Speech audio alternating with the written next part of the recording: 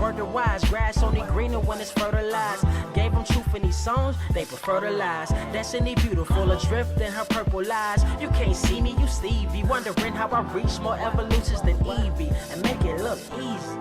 Man, dream on, yeah, dream on, Dreamweaver.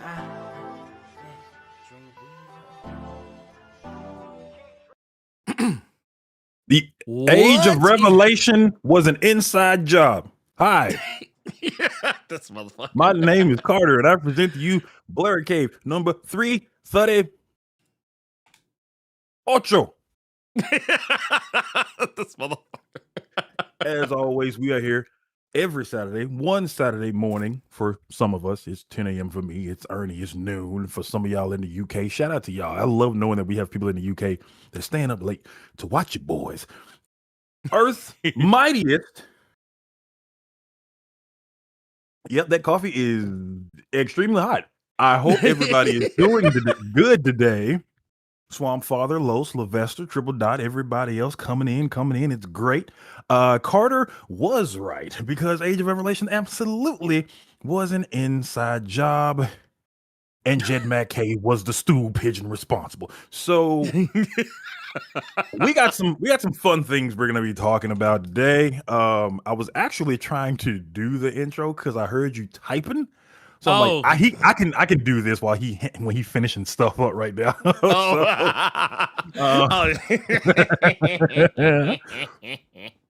But I hope everybody is doing well on another comic book Saturday. Everybody is getting a comic book in. I've seen a lot of you all in Omar streams. I've seen a lot of you all in Casually Comic streams. So it's fun to see a lot of you all just, you're trying to get your fix where you can when the boys ain't around. For y'all to just laugh at and have fun shenanigans with. But there's a certain book behind me that I have it behind me for a reason. A lot of you all like to make comments because I will sometimes theme what we talking about behind me. That is a thing that I like to do. But this ain't those books back here, with the exception of one of them. Well, no, two of them. I have them behind me for a particular reason. One of them is strictly to make Ernie mad. The second one, God damn it, is a recommendation of what I hope everybody does. And the third one is more so what we're going to be talking about later on in the show. We're going to be talking about ThunderCats. We're going to be talking about Silverhawks. We're going to be talking about more books that are coming out for the Blerd Cave calendar for the first week of February. Ooh. But real quick, real fast, one book that I got to talk about because it came out this week, but it came out for all of you. It actually came out last year. We might as well say last year. Yeah. For people that like to go to the comic shops. This bad boy right here. This is the comic shop exclusive version of the beauty, and I cannot recommend enough. You see, this is book one. I cannot recommend this enough. Read this book. Please. Don't watch that goddamn show. Read this book. I say again. Don't watch that goddamn show. Read this book. Run to your local comic shop. Pick this bad boy up. Even if you can't get book one, I guarantee you they got some of the older trades from Image over there somewhere. So please read this book. Don't watch that goddamn show. Ernie, how you doing over there in that 14-degree snow? Actually, I just wanted to give you on top of that most splendiferous message. I wanted to also give you a message. But also, I'm doing good. So for those who don't know what Carter is referring to, there was supposed to be this huge snowstorm. It did happen. There was a snowstorm, but it was a snowstorm that was talked up so much that it had people. If anyone who is from Memphis or knows anyone from Memphis, you probably heard this person, especially if they're old enough to have lived through it on some level. You probably heard someone mention the ice storm of '94. Yeah. Or Ice Storm 94, whatever the fuck. Which let's have a little educational moment real quick before we get into So yeah, I'm not disabling my ad block, so y'all can miss me See, with that. I know a lot But of no. y'all. I know a lot of y'all don't like the code. I saw some Mhm. brother on Instagram. He was like, "Man, this code ain't shit. We are black people. We are tropical people. Not all of us, because I love the goddamn code. But Yes, man. knowing that it was -4 in DC, Jerome, interesting. Oh, yeah. Damn. Well, like I'll kind of show you what I'm talking about here. So like you can see these headlines from one of our local news stations here. Let me boom, boom, boom, boom, boom. Bam, there you go. You can see it here. That Memphians prepare for winter weather with 1994 ice storm in mind. That's because of how bad it was. Like that ice storm in 94 shut Memphis down for like a month. Because Memphis wasn't used to getting thunderstorms like that. Not thunderstorms, but I mean snowstorms like that. You know what I mean? Yeah. And I remember we were out of school for a month. Like to the point that when the school year was over, we had to go to school for about a month during the summer to make up for how much school we missed. Yeah. That's how like it was like even and that, it wasn't just so much that it was snow. A lot of people's power was out because once again, it wasn't a snowstorm; it was an ice storm. And Memphis does not once again, Memphis does not have the infrastructure. Yeah. Memphis does not have the infrastructure to deal with something of that magnitude. So you would probably imagine motherfuckers were without power. First off, streets were covered in ice for weeks. Yeah. And it sucked because you said you were out of school. I was younger, but we were out of school as well. But it wasn't like a fun snow day to go outside and play with your friends. You're basically stuck in a fucking house because of that ice storm. Yeah, no, 100%. Oh, Lord. And because I remember the one instance I was able to go outside, this finna show you how much of a nut job Carter was. Since it was snow, but the snow froze quick, and it was literally like Ernie is telling you all, an ice storm. That's when Carter's friends in the neighborhood and every other child in the neighborhood who didn't want to sit in the goddamn house and watching Days of Our Lives with their parents all day decided we're going to go outside anyway in this blindingly icy white weather. Since we can't have a snow fight, we're just going to do ice wars. And that's the first time Carter went to the hospital because Carter lost that battle for the God Emperor of Memphis. He lost that ice war. Holy shit. My collarbone still screams anytime it gets cold outside. That motherfucker was labeled a heretic henceforth. Like, I'm gonna tell you what, the ice storm, I'm gonna tell you what, the ice storm in 94 was so bad in Memphis that y'all remember Batman and Robin? Yes. Remember how like nasty like everybody would look when they got froze in that movie because Mr. Freeze was out here wilding? That shit was plausible. That shit was plausible in Ice Storm 94. Like you like somewhere the governor was saying winter has come at last. I'm gonna ask this question since you brought it up. Because I saw somebody who was reacting to it on YouTube. It was some couples.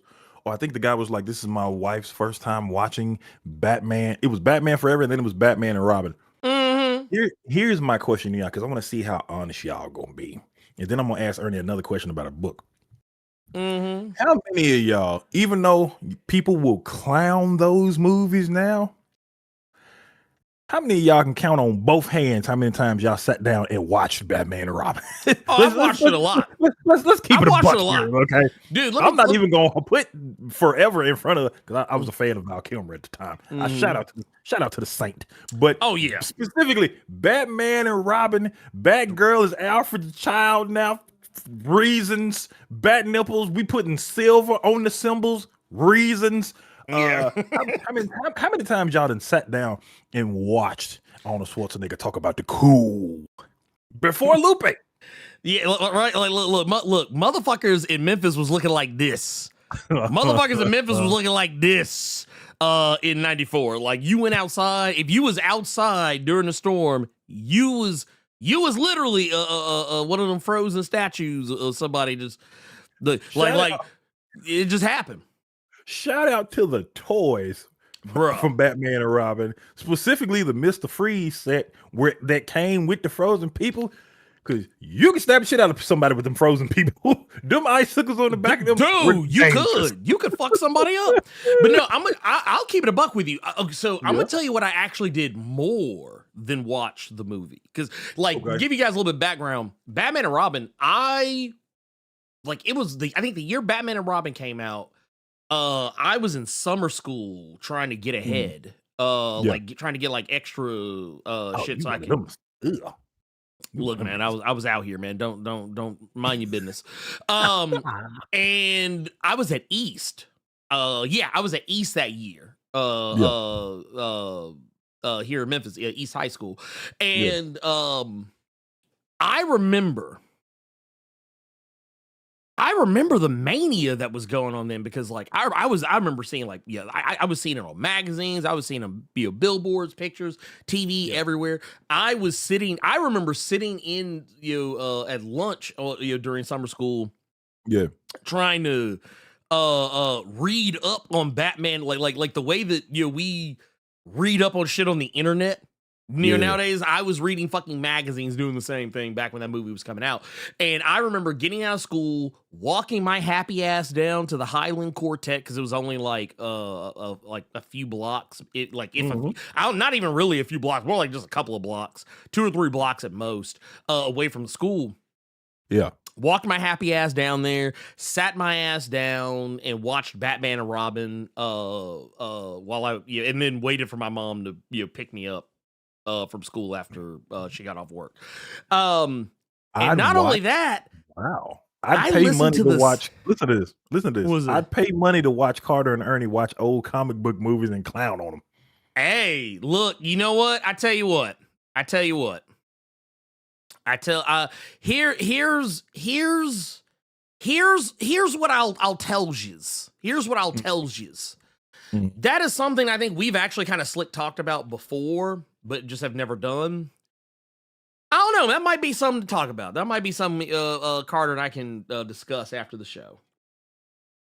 There's one thing I remember from Batman and Robin and Batgirl, even though they didn't tell you at no point that Clueless was going to be in that movie in any capacity. You just knew Alfred ass was dying. There's one constant memory I have for that movie.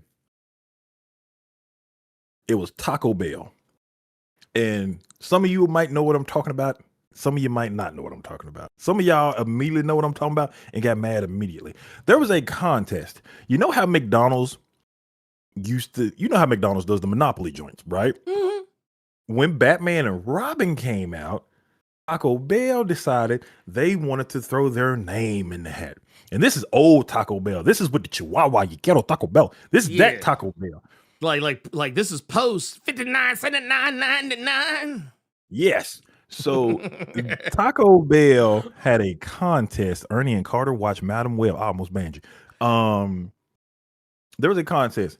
You go to Taco Bell, you get certain cups. You have to buy these Mr. Freeze frozen chilled mugs from Taco Bell, and one of them had a chance for you to be the winner, Ernie.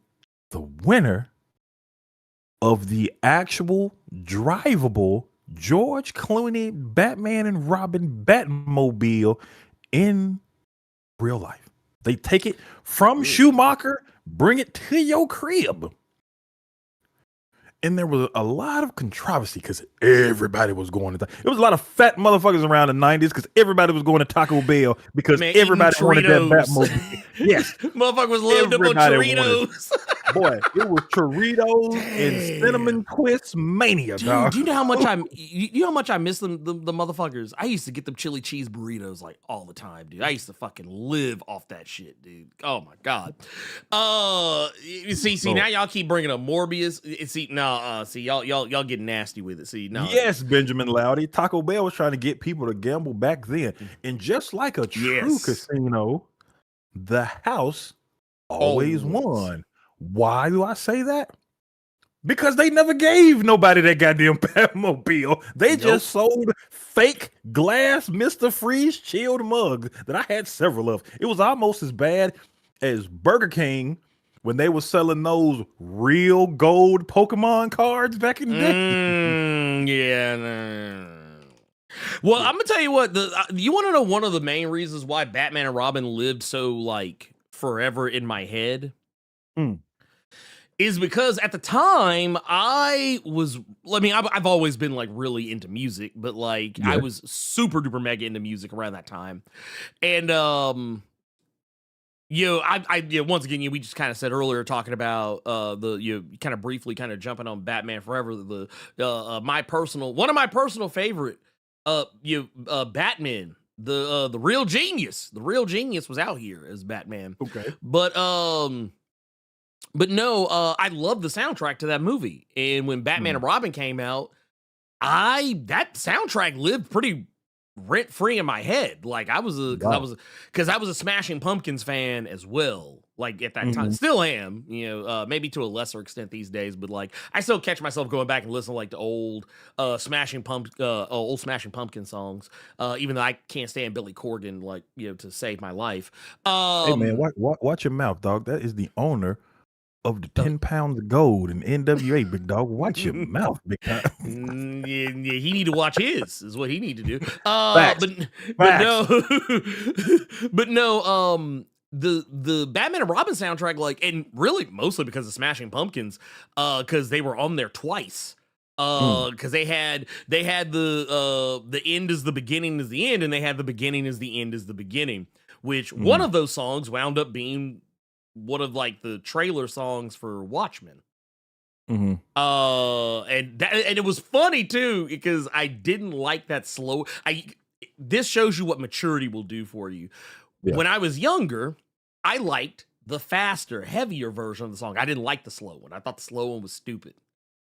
And then when the trailer for Watchmen came out, and they were using the slower version of the song. I was like, I ain't gonna lie, this motherfucker kind of go hard. I was like, yeah, you know what? Yeah, man, fuck that fast one, man. Yeah, just play this one. Okay. So yeah, no, that's one of the reasons. So that's kind of one of the reasons Batman and Robin will forever be one of those things that, like, while I think the movie is fucking stupid, patentedly fucking stupid on its face, I enjoy the fuck out of that sound. First of all, it had Bone Thug on the soundtrack. Had Bone Thugs on the soundtrack. Look into my eyes and tell. And then what was it? What was the other one? Who had oh my god, dude. And you know what? Man, that song Gotham City don't hit the same no more. Woo, that R. Kelly joint. A city of justice. Hey, don't do that. A city of love. Chill. Gotham City. Look, now I'm just thinking about that motherfucker saying that song and just pissing everywhere the whole time. Like I'm thinking about the Piss on You remix. Every time I hear that song now. God damn it. Oh, you know what? We can actually talk about something else that pissed you off yesterday when we were playing No Rest for the Wicked. Oh, yeah. Oh, no, this is after we were done playing No Rest for the Wicked. I can tell you something else that pissed him off. It's one of them books that's behind me. Oh, yes. Oh, my God. This nigga. Ladies and gentlemen, what I have in front of me right now is a little comic from New Imprint Distillery that a lot of you all may always see on the comic book shelf because it take up a lot of real estate because of how big it is. It's uncharacteristically big. So this is a book called Time Waits from Chip Zdarsky, Marcus II, and David Brothers. Nice little 3-issue time travel shenanigan story. I only bought it because they sold it at my LCS for half price. But Ernie and I were having a conversation about this old book here because there is another book that I had recommended to you all to read from Distillery called The Big Burn that got pushed back because it was supposed to come out last year, the hardcover. And I didn't realize it was so difficult, Ernie, to make a hardcover for 3 issues to get pushed back. But that's a whole nother conversation. We were having a conversation about this bad boy here because this is the regular version of the hardcover, right? $30 US. I don't want y'all to think I'm lying. I hope y'all can see that sticker right there that clearly says $14.99. I'm sorry if you can't because my lighting is bad. But what you get in this hardcover, because I've talked about it before, You get the 3 issues and nothing else. And nothing else. I literally want to show you like the last page. See, I'm a good sub. The last page is the last page of the comic itself, and then nothing. Oh no! But I want you to no, because I want you to tell them what I want to talk about. What really made me mad about that. So I want to talk about because you got the version you got regular. That's the regular standard version. edition. This is the standard edition. Carter has a standard edition. Now, see, I want to talk about what actually pissed me off about that book. Because Carter ain't telling y'all the whole story. The reason why I'm mad about that goddamn book. Here, you know what? I'm just gonna put this up on the screen, and I just want to see. I want to see how long it takes some of y'all. I'm not even gonna put us on the screen. Oh wow! I'm just gonna put this nasty, Gavin, dirty. Just wait. No back matter in a hardcover is filthy work. But wait, there's more. There's more. So look here. I'm gonna put it up, and I want y'all to see. I want y'all to see what I see. I'm gonna describe it for the audio files. Yes. But look at this nasty shit. What you audio files cannot see, shout out to the audio files. Something that Distillery has a tendency to do is they will release in Mike Manhattan, the standard edition of the hardcover that I have for all 3 issues in a hardcover was $30. But Distillery has a tendency to release a variant cover for their hardcovers. No. You gotta let me finish. I just saw Gavin. But for the audio files, what Distillery does is they will release a variant cover that is supposed to be more premium. It's the same 3 issues, but it's a variant, literally a variant. And this particular variant that Ernie has on the screen for the same book I just showed y'all, that was $30, which is already kind of asking for a lot.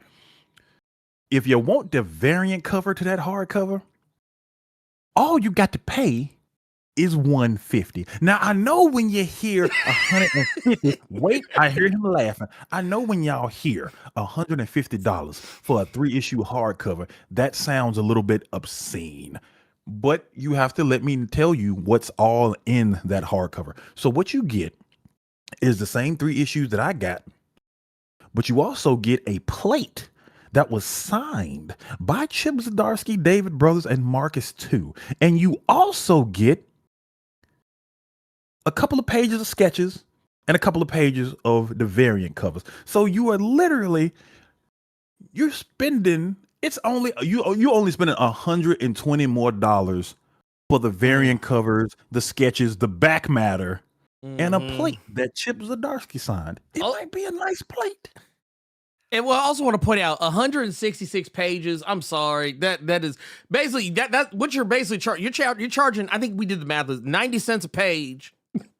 Getting 90 cents a page. Look, let me bring us back in because I'm sorry. Distillery, ladies and gentlemen. Distillery. Yeah. I saw somebody. Where did I see somebody say it? Yeah, is that the Eisner down payment? It may as well be. It may as well be. Now, see, okay. I know how some of you all feel right now, and I know how Ernie is making it out. So I'll give you all a different example. This is another Distillery book I have. This is called Gone. It was a very fun, it was a really masterfully done little 3-issue story from Jock. This was also $30 for 3 issues. Now, this actually does have a cover gallery for the variants. They're all widescreen format. But if you want to complain like Ernie, and I see a lot of y'all in the chat, y'all want to complain. If you don't want a lot of that extra stuff, they sell a variant cover of Gone by Jock. And if you just want the variant cover and you don't want to spend $150, I completely get it. So if you just want a good story and you just want that variant, this bad boy here is only $75. $75. It's only $75. Yeah, I guess. Yeah, I guess you know what? After seeing 150, after seeing 150, I guess 75 don't sound so good. Also, no. I'm not gonna let you get away with just. I'm not gonna let you get away with just that one. Because no, I found some shit that was absolutely positively fucking diabolical, and I'm about to pull this bullshit up right now. Where's that? Talking about the? Nah, this bullshit right here. Young Blood Vaulted. Okay, I want to keep it a buck with y'all. This is an artist edition. I know they want to put a fancy word on it and say, "Oh, it's a vault edition." This is what they call an artist edition. I've seen tons of these, where you're getting the art. Like you're basically getting the book. You're going to see the art. You're going to see it in its purest form, with notes and things of that nature, some commentary from the artist, usually plenty of back matter. But I just want to point out, same level of fucking nastiness, $150 for 4 issues of Youngblood in this economy? Nigga, please. wait a minute. Gabby, you got to pay me to look at Rob's art at full size. That's what I also meant to say. You have an artist edition, and I think I've talked about this before, but I don't know and you know what? I know some of y'all know this, but just in case, I know there's some people that don't know this. When you read a let's use this as an example. When you read a comic book, okay.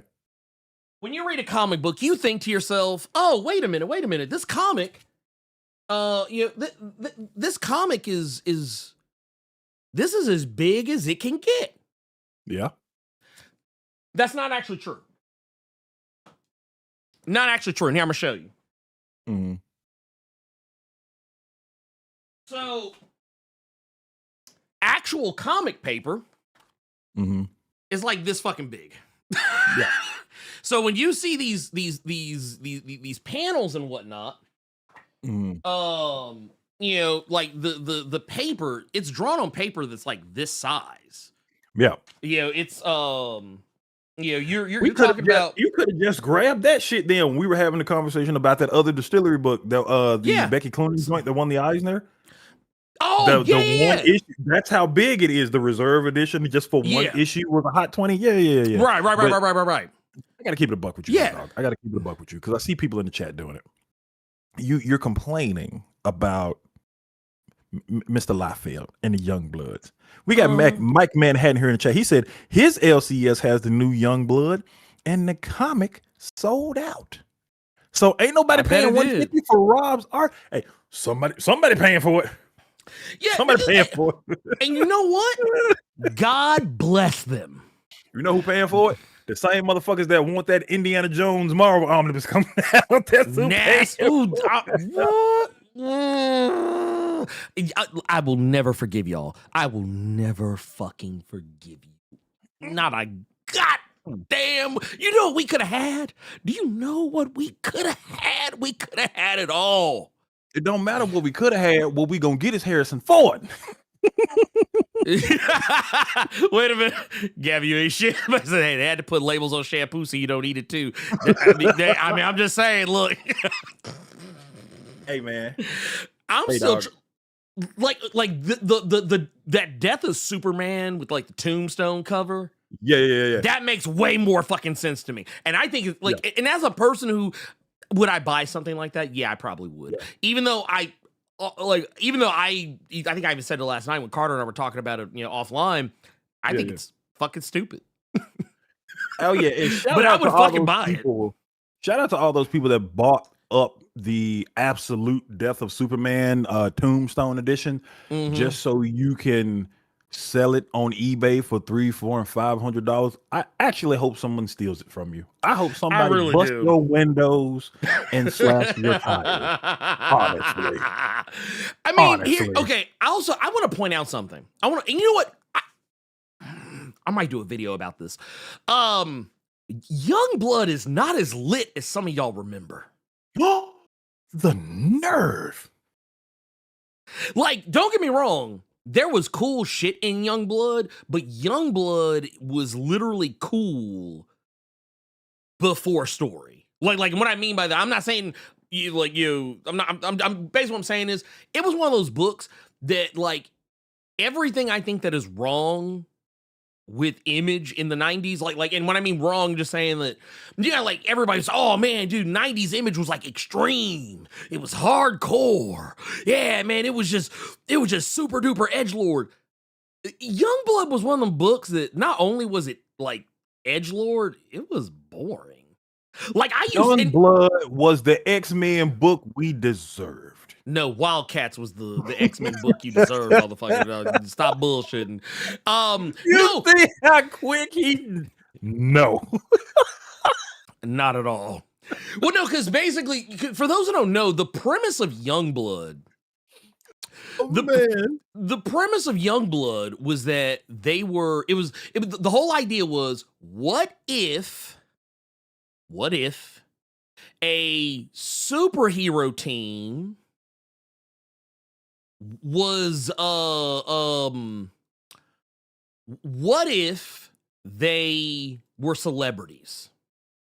Like, what if you could take a superhero team and be like, hey, what if everybody knew, which it's kind of funny that they did this, because I think kind of in and around the same time, maybe before that, I feel like the Avengers were already kind of slick doing that, but that's another story altogether. I feel like Image just took it a little bit further in that regard, but like I have it right here, Youngblood, which like I said, it has some cool characters. I think some of the characters look cool, like Sentinel, the black man who's like front and center on the cover.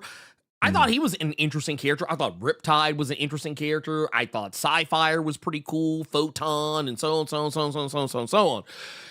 And even Shaft, who I didn't like his name, because I was like, first off, I was like, man, I don't know. I feel like you just picked that name because you thought it sounded cool. But which is probably par for the course for a lot of superhero characters. But I was like, man, the fact that y'all got it's basically like, hey, this is Avengers if Hawkeye was the leader. Is basically, I mean, that is more or less what you had. And well, I thought Youngblood, for what it was, I thought that it was fine. It did the thing, I guess. It did the thing, I guess, that it needed to fucking do. And they even had spinoffs. They had, what was it? Because it wasn't just Youngblood. Excuse me, it wasn't just Youngblood. They had Team Youngblood. There was all kind of books and shit of that nature. But Youngblood, I challenge anyone. Have any of y'all gone back and read Youngblood recently? I don't mean like you read it back in the 90s. I mean like if you've gone back and actually actually engaged. Actually look in your long box and just say, oh yeah, Youngblood. Did you take it? Did you get the tape? But you made sure not to rip the tape because you want to close it back up? Did you pull it out? Did you start scroll? But did you read it? Not just turn them pages and look at them old ass ads for NBA Jam. So did you read it? And thank you, Elite, for bringing this up. Tell me Sentinel don't just look like GW Bridge from X4. That man said he has too much self-respect to go back and read Youngbloods. That boy here, and this boy said all them shoulder pads and pockets to say a whole bunch of nothing. Yeah. Well, and here, and I want to zoom this in so y'all can kind of see what we're talking about here. This dude, because you gotta remember, this is Rob Liefeld, so all the characters look like they come from X-Force because it's the same dude. But the thing is, Rob Liefeld doesn't have many ideas out. Like when I say ideas, I mean like unique ideas. Like, okay, case in point, a lot of artists have hallmarks, things that like trademarks, things that they usually have in their art all the time. And the thing with Rob Liefeld was, it was always humongous guns that usually covered up people's hands. It was usually tons of pouches. Lots of shoulder pads. It was for the bullets. And the metal arms. The Colossus arms. Because like almost all of his characters had it on some level. Like whether it was whether it was Sentinel. What was the name of that one character he had in X-Force? Was it Kane? I can't remember the motherfucker's name. It might have been Kane. But like there was a dude named. Point of the matter is nobody's checking. No wrist. It was literally like your hand, like this. This part of your hand, gone. It was just hand, forearm. That's it. They Real look like quick, 'cause fucking this Dragon is- Ball Z characters. because it's staring me. Go back. Oh, Go back. yeah. It was Garrison staring Kane, me- thank you. It was staring me in the face. Mm-hmm. I'm looking at this shot right here with the brother front and center. Who you think drew a better haircut and hairline, him or Brian? Just looking at this picture right now. God, that is, I ain't gonna lie, that's nasty work right there. That fade is not right. That fade is not righteous. It is not righteous. That fade, that's a struggle fade right there, brother. That's a. Well, also you got to remember this too. Like Rob Liefeld typically drew. His black people really did look any different from his white people. I do appreciate the red lantern in the back behind brother on the bottom right there. Oh yes, appreciate I think that's that's sci-fi if I remember correctly. Yeah. Like, okay, look, and I know y'all are probably sick and tired of hearing me say this, but I'm gonna go ahead and say it anyway because it's unapologetically fucking true. If you are someone who is like, no, but I want my Youngblood. I want Youngblood back. I gotta have Youngblood back. Okay, I get it. I fucking get it. Okay, I under fucking stand. But here's the thing. And I need y'all to be with me on this. Okay. Blood Squad 7 is right there. I knew that was coming. I don't want to look at that book. Oh, I forgot. I ain't gonna lie. I, look at that I feel book right so now, bad. dog. I'm not gonna hold you. I feel so bad about that. When we get paid again, I'm gonna hit you back for that. It wasn't even funny. Hey, y'all. I say this with respect to everybody. I need y'all to stay far the hell away from UPS, dog. Yeah, what can Brown do for you? Nothing. Go to the post office. Go to the post office like a normal red-blooded American. Don't take y'all ass to UPS. Please don't. Lord Please. Jesus. Look, I'm gonna keep it a band. I'm gonna keep it a band with you. Blood Squad 7 is objectively a better fucking comic and a better usage of your time as a comics reader. If you want to read an actual legitimately good fucking comic that you say, man, I really like that 90s shit. I really like that fucking Youngblood. I want to read something where it's got that same energy. Just read Blood Squad 7. It's right there. Most of the characters in just for those who don't know, Blood Squad 7 is literally just Youngblood with the serial numbers filed off. I don't mean like, oh, someone made a comic that's trying to give off the same. No, it is. It is quite literally. It's Youngblood, but no Rob Liefeld. Like, they use the same history. They use the same characters. Some of the characters that are in this are actual characters from the previous iteration of Youngblood. And the characters that they couldn't use because Rob Liefeld still has, like, the rights to them, they couldn't wrestle that away.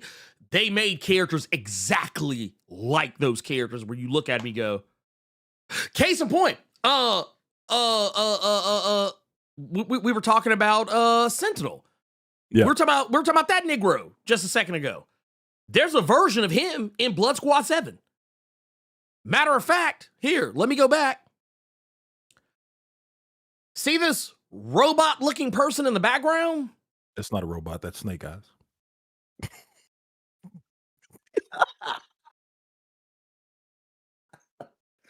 That's from that Thing comment last week. You thought I forgot, but I didn't. Yeah, no, I remember.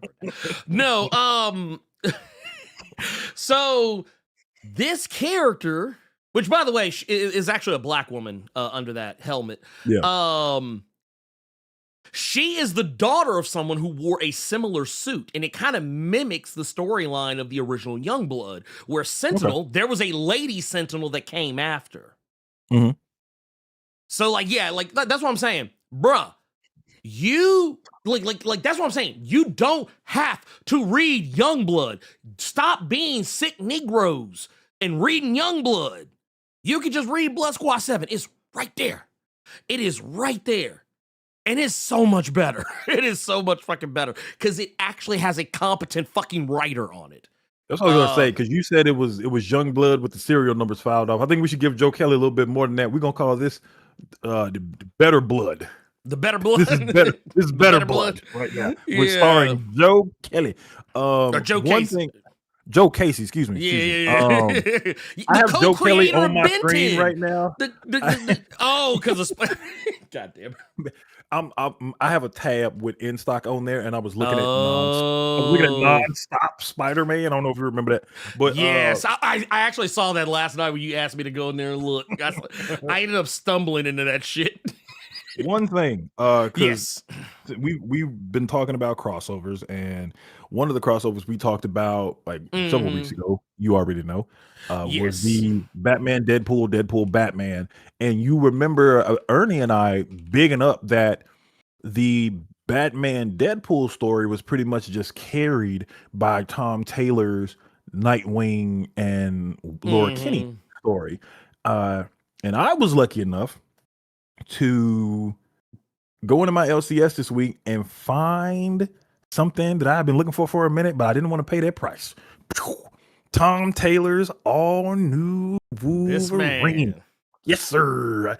19 issues of Laura Kinney goodness, and I have to say, damn, yeah, DC knew what they were doing when they snatched his ass up right after this run. One thing I did not know, because we've been stuck on Krakoa and X-23 and Sync and that pairing. What I did not know, because I completely forgot that this took place in 2015, was what he said. Was it 150? No. Oh damn. I didn't catch that at first. So the reason this pissed people off when it first came out, because the omnibus is out of print, Marvel, this has all new Wolverine numbers 1 through 18 and annual number 1. And Marvel was selling this for 60. Oh, damn. My comic shop had this bad boy for 25. I snatched it immediately. But one thing I didn't know was that, you know, like I said, we've been talking about X-23 or Talon and Sync and how we got hold out of that story. Do you know who she was with when she took up the mantle of Wolverine after one of your big videos, The Death Wolverine? Do you know who she was with at the time? Who was putting it to Miss Daphne King? Ooh, I'm scared to ask. It was Angel. Specifically, all new X-Men Angel. They were still around at that point. Oh shit! Yes, they hadn't gone back. They hadn't gone back yet. It was original. So we're talking original recipe.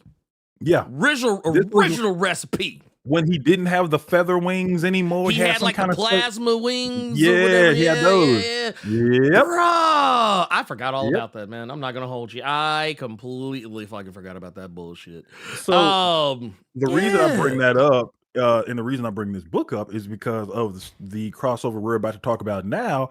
But I really liked what Batman, Deadpool, Batman did, in the sense of, you read these crossovers, it makes you want to go read these characters.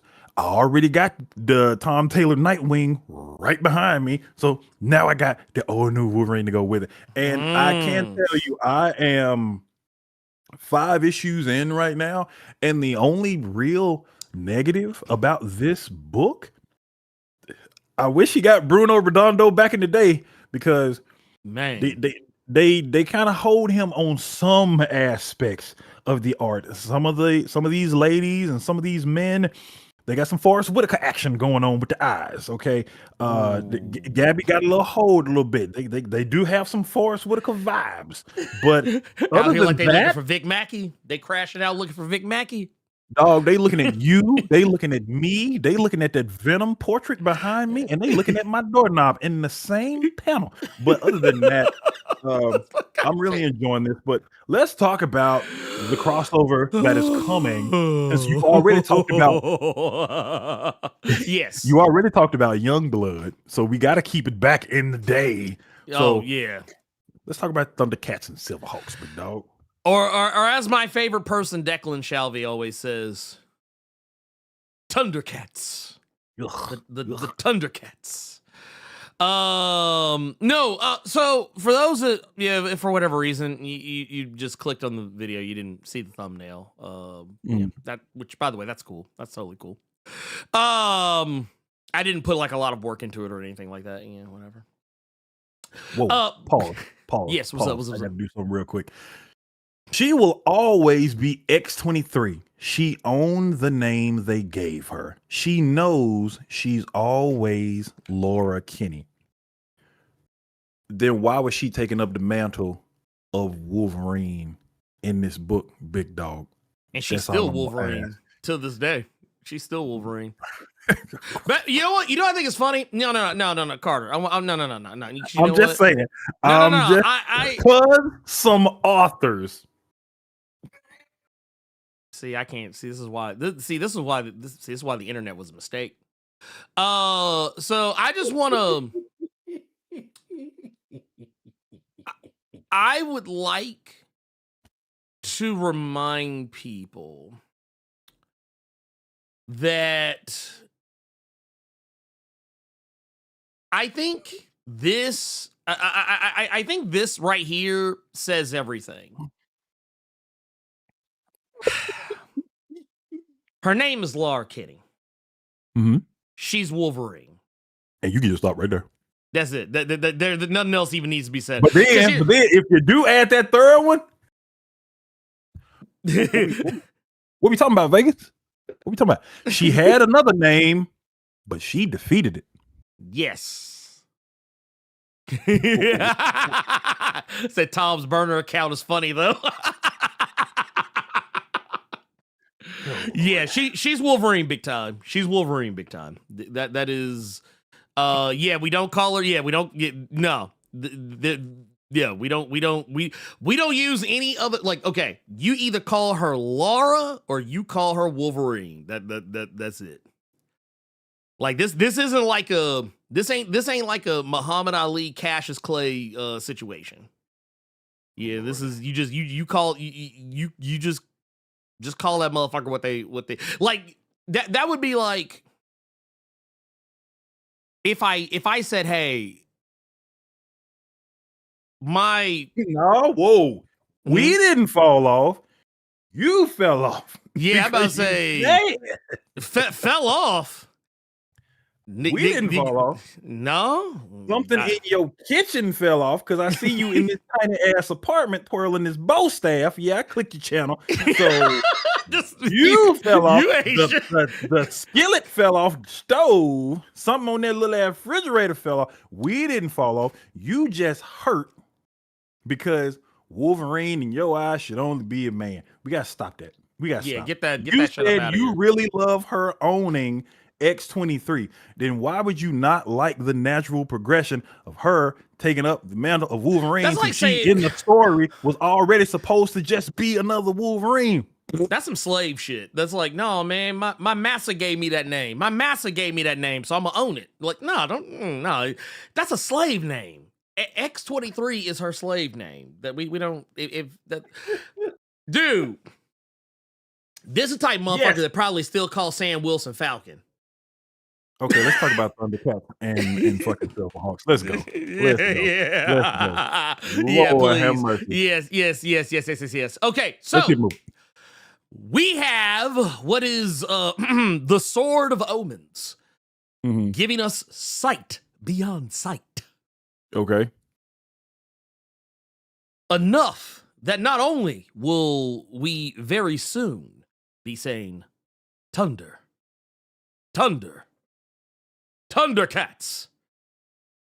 We'll also be humming that goddamn theme song from Silverhawks for a while. Because the ThunderCats and the Silverhawks are crossing over. And this crossover is coming a lot sooner than some of you might want to believe. This crossover is actually happening starting in April. It's going to be pretty damn interesting too, to my understanding, because basically what's going to be happening here is that we are finally we're basically going to be doing is we're finally going to be kind of making good on a promise that was made back in like 2011 with the ThunderCats reboot series that kind of laid the framework for that. And don't you do it. Don't you do it. Don't you do it. Keep it going. Keep it going. Sorry.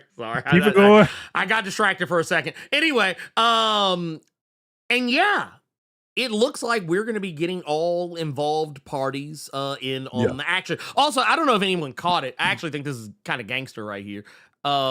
Notice how they did the logo. Oh yeah, like they got the silver inside. They got the bird in there with it. Yeah, that's fresh. That's fresh.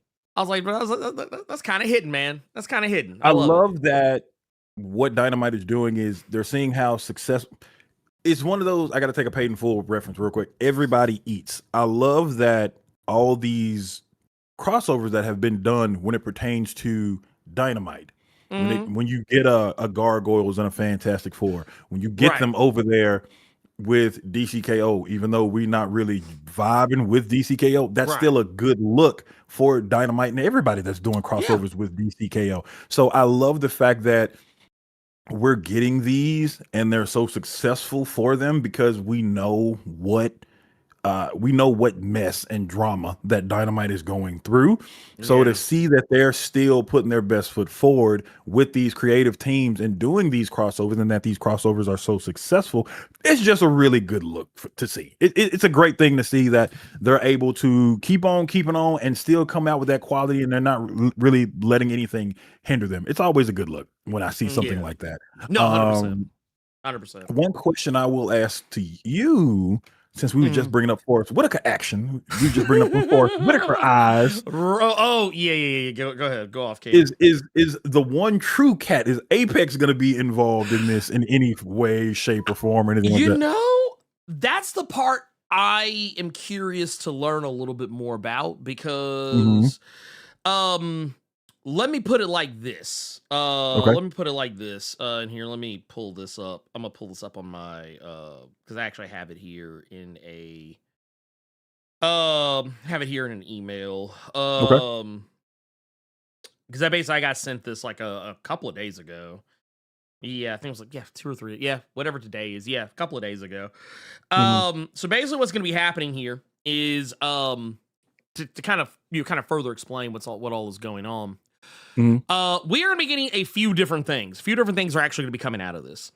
I don't know how big. I don't know how big of a role, if any, that Apex will play into it.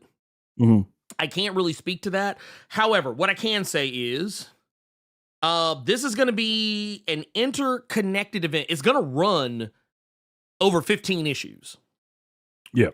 And yeah, is so basically what's going on here, there's going to be ThunderCats Silverhawks, as we see here.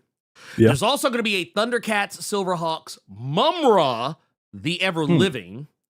Okay. That's going to be coming out of that.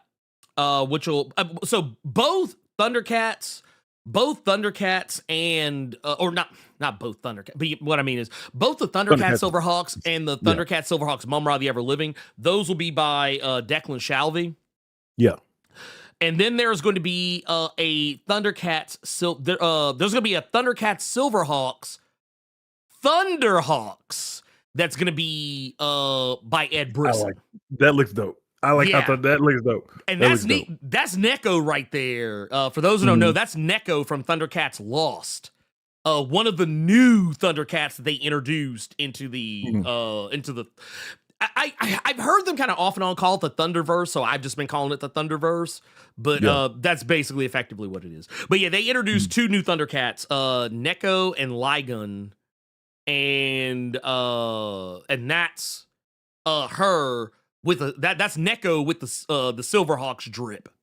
And we've also gotten a little bit of artwork here. I think this is from. I want to say this is from like the main book, which by the way, to my understanding, I'm trying to remember who is actually going to be on this one. I had it in front of me, but then I kind of lost track of it. But no, it's going to be oh, never mind. The lies I just told. ThunderCats Silverhawks is going to be Declan. Okay. 100%. Well, at least the first issue. The first issue of ThunderCats Silverhawks is going to be Declan on both art and writing. And then the rest will have like other people on it. So here's my question then. Is Mumra and Thunderhawks one shots, or they're just tied? Are they one shots?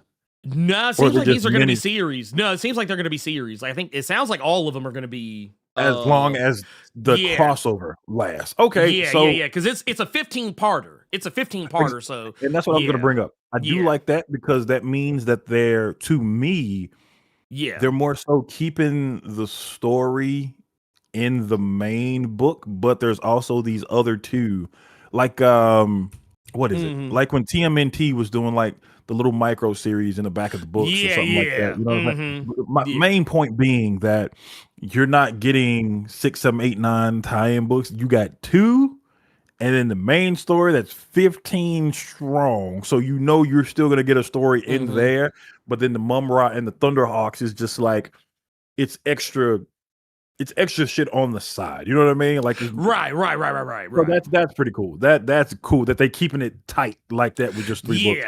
Yeah. And like I said, it looks like it's like, and we're gonna get to see these motherfuckers throw down. We're look, that's gonna be some shit right there. It looks like we gonna get to see a little bit of a throwdown, and I think this will all. I feel like this is all gonna kind of spin out of and in and around the Apex stuff, because right now, at least as far as I can remember, basically what's been going on when the Silverhawks ended at issue 10, which I'm not gonna lie, I kind of hated how the book ended. Like that's like the one complaint I had about the book, is that it ended kind of on like a weird note. Where like it kind of felt like there was more to be told, but just kind of got left open ended. Like they fought Monstar like the one time, and that was pretty much it. It was like, all right, we clean this motherfucker up. Let's go and get up out of here. I don't know if that had more to do with sales or what. But I thought the book was good. I thought it was done really well. George Camadeus was kind of showing out on that one a little bit. For those not familiar, George Camadeus is the same guy that does Gargoyles. Not all of the Gargoyles books, but he did like the main Gargoyles book. I think he did like a couple of some of the other ones. But because sometimes the artist shifts a little bit on depending on which Gargoyles series that they're doing at the time.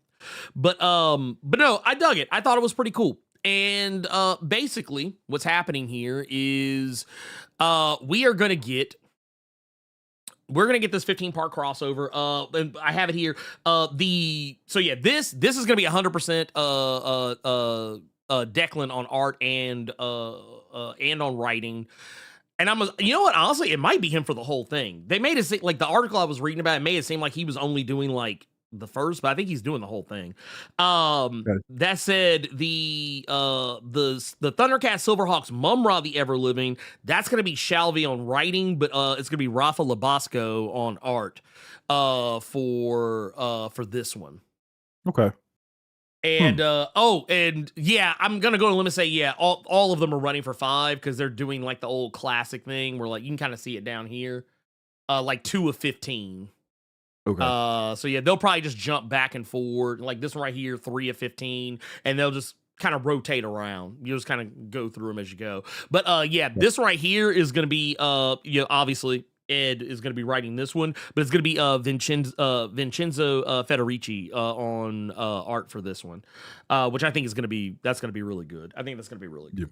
Yeah. Now this one right here is also going to promise.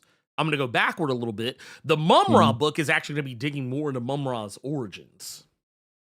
Okay. Because that's something we really haven't gotten a lot of in the main ThunderCats book. Is that if you haven't been keeping up with it, the Mum-Ra has not really been as fleshed out. Like we've seen him kind of go through his basic Mum-Ra to Mum-Ra the Ever Living. We've kind of seen that they kind of alluded to like a greater history between himself and Jaga and so on and so forth. But we really haven't gotten like definitive answers on anything in that book. But this is gonna also take the time while being a crossover is also gonna take the time to kind of dig into and this is why I kind of like this. At first glance, it almost kind of seems like nasty work to put this in a crossover that is really like tied to everything else, but that's just the thing. It does tie to everything else. And this is how you make a crossover actually have meaning, is that you're not just doing the crossover for the crossover to get the crossover dollars. You're doing it like at the same time, you're bringing a story along with it. You're actually trying to tell a meaningful story that is actually worth the money that you're paying at the cash register when you walk into the LCS.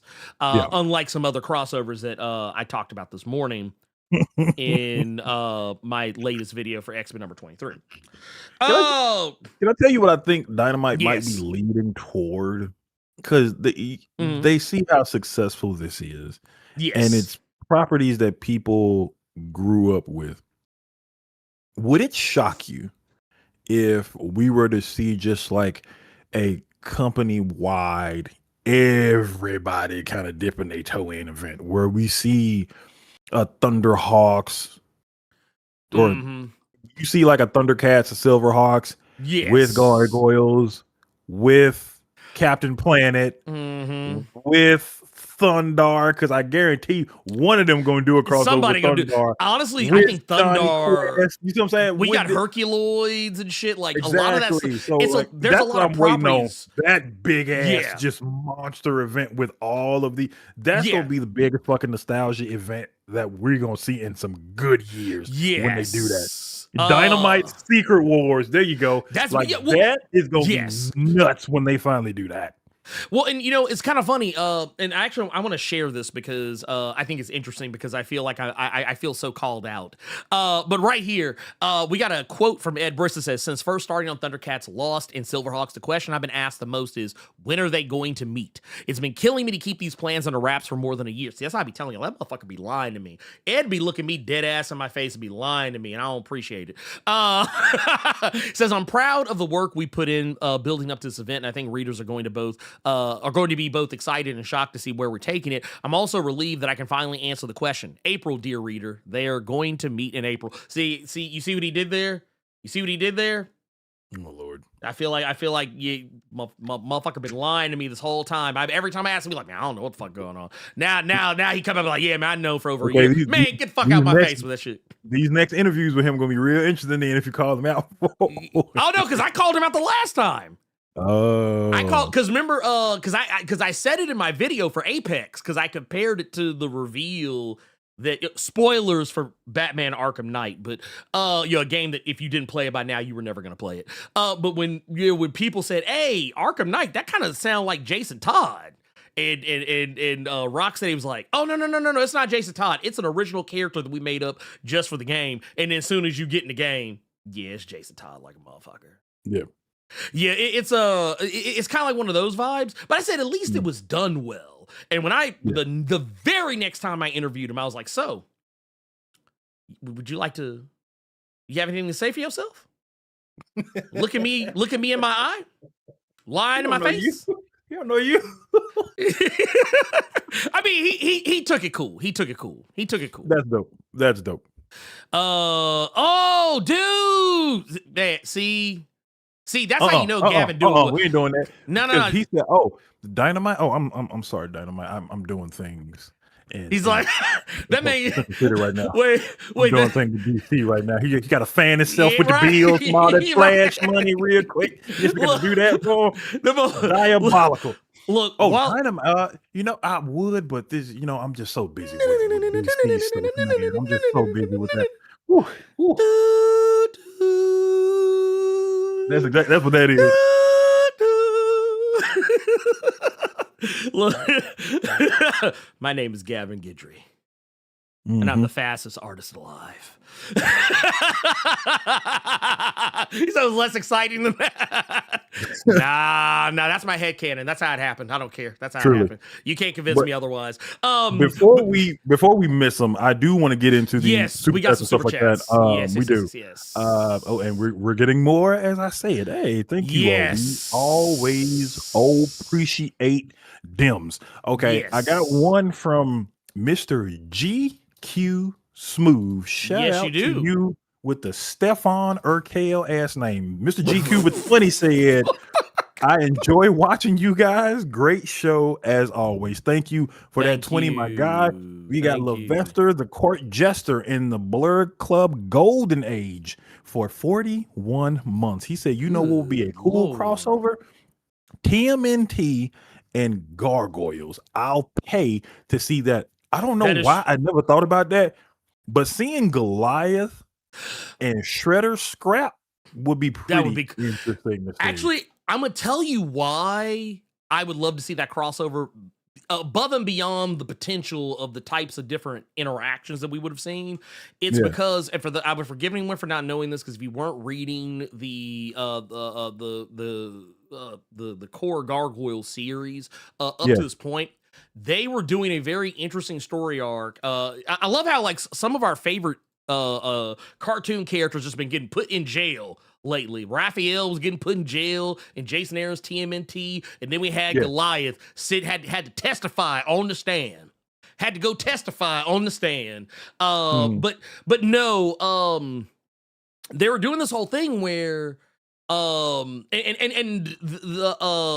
Ninja Turtles has kind of been doing something very similar recently in the Jason Aaron during Jason Aaron's run, where it was like the whole, hey, you guys are monsters, and kind of taking a similar shine as what we would usually associate with like the X-Men, like using their monstrousness, their inhuman appearances to have like allegories for racism and bigotry. They were doing this and kind of not exactly around the same time, but like not too terribly far apart from each other. Both Gargoyles and TMNT were doing something very similar, to the point where if you were reading those first 12 issues of the most recent Ninja Turtles run, I would forgive you if you like kind of read them without paying attention to the pictures. I'd forgive you if you were like, wait, am I reading an X-Men book?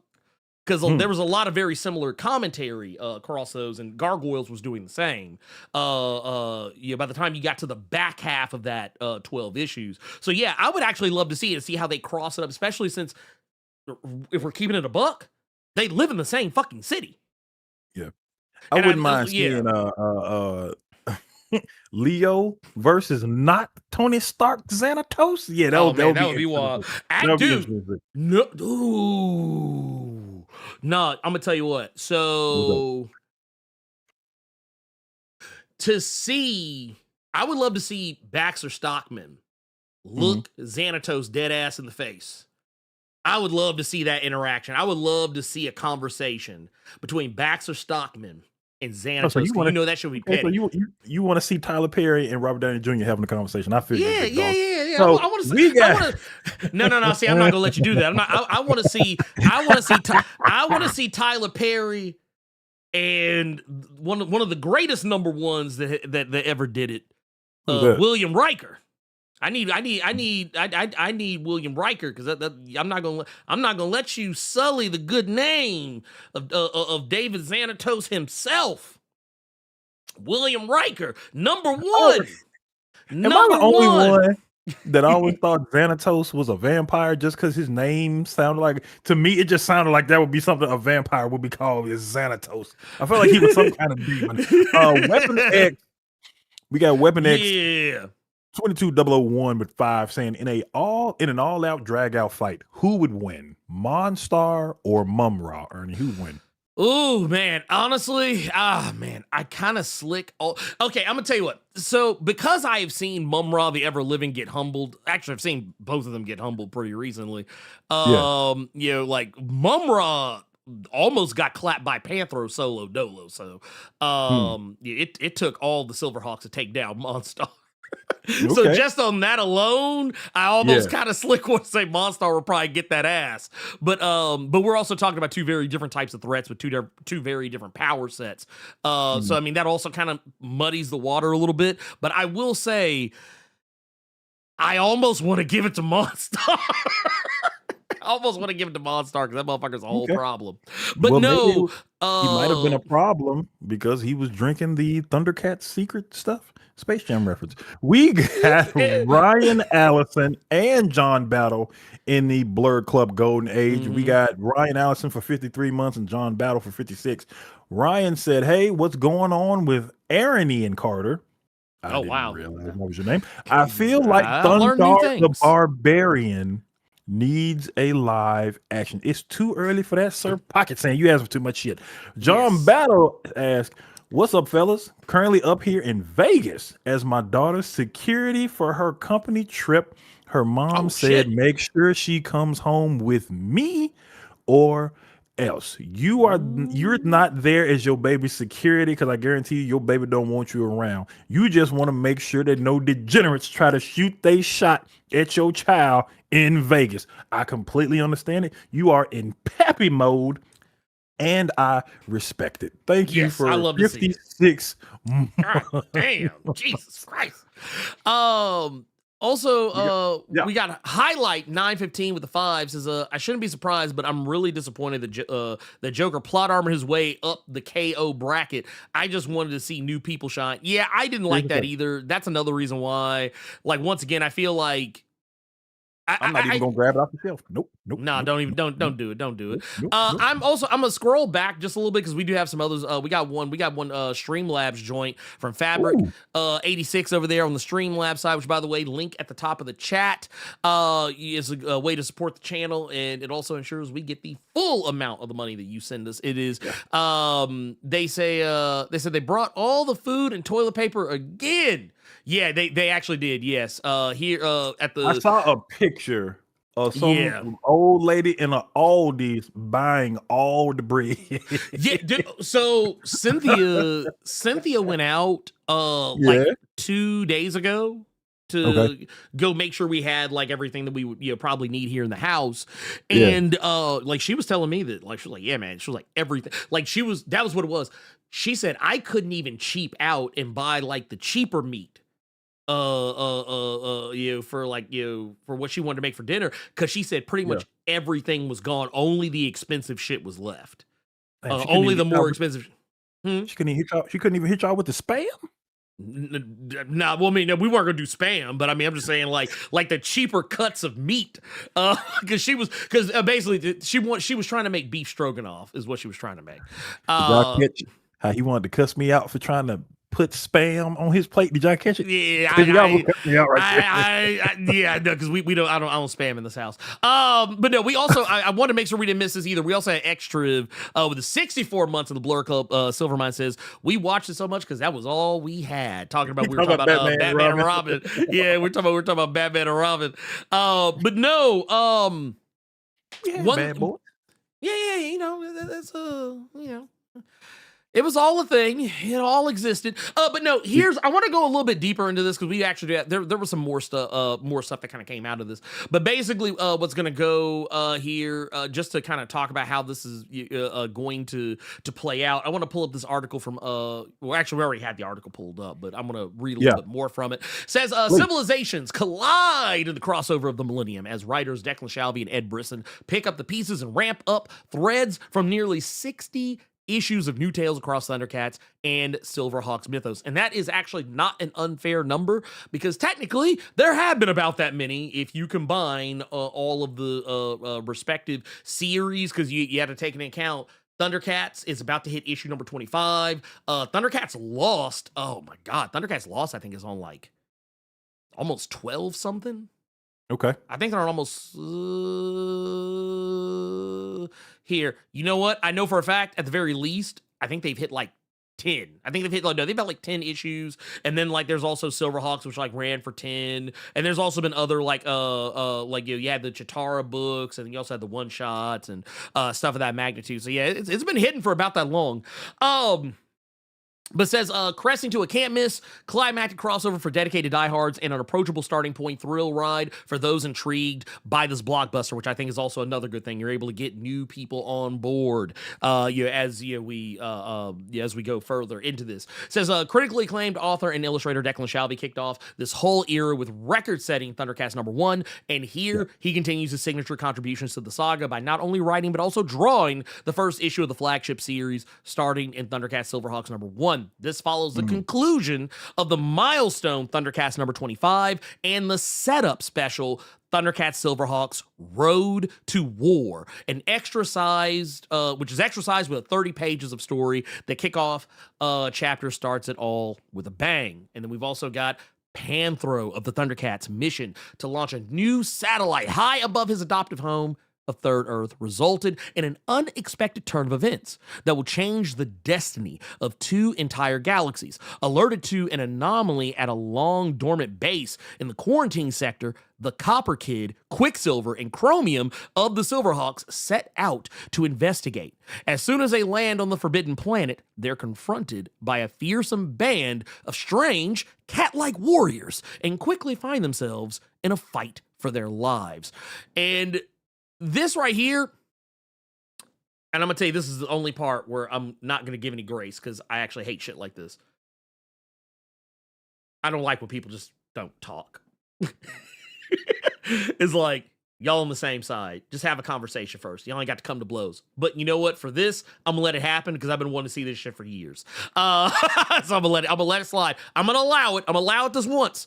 But no, says the second series and part 2 starts with ThunderCats Silverhawks Mumra the Ever Living. Shalvey also scripts this look at the arch nemesis of the entire franchise alongside artist Rafa Labosco. And Mumra has been a sinister enigma to the cats ever since they first set their paws on Third Earth.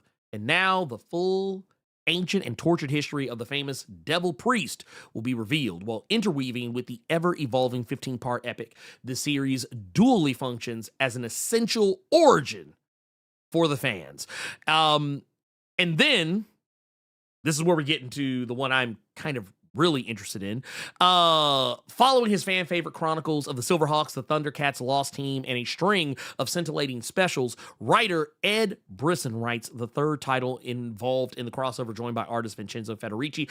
ThunderCats Silverhawks Thunderhawks #1 follows events from ThunderCats Lost in Time, which once again, that's yet another thing y'all need to be taking a look at as well.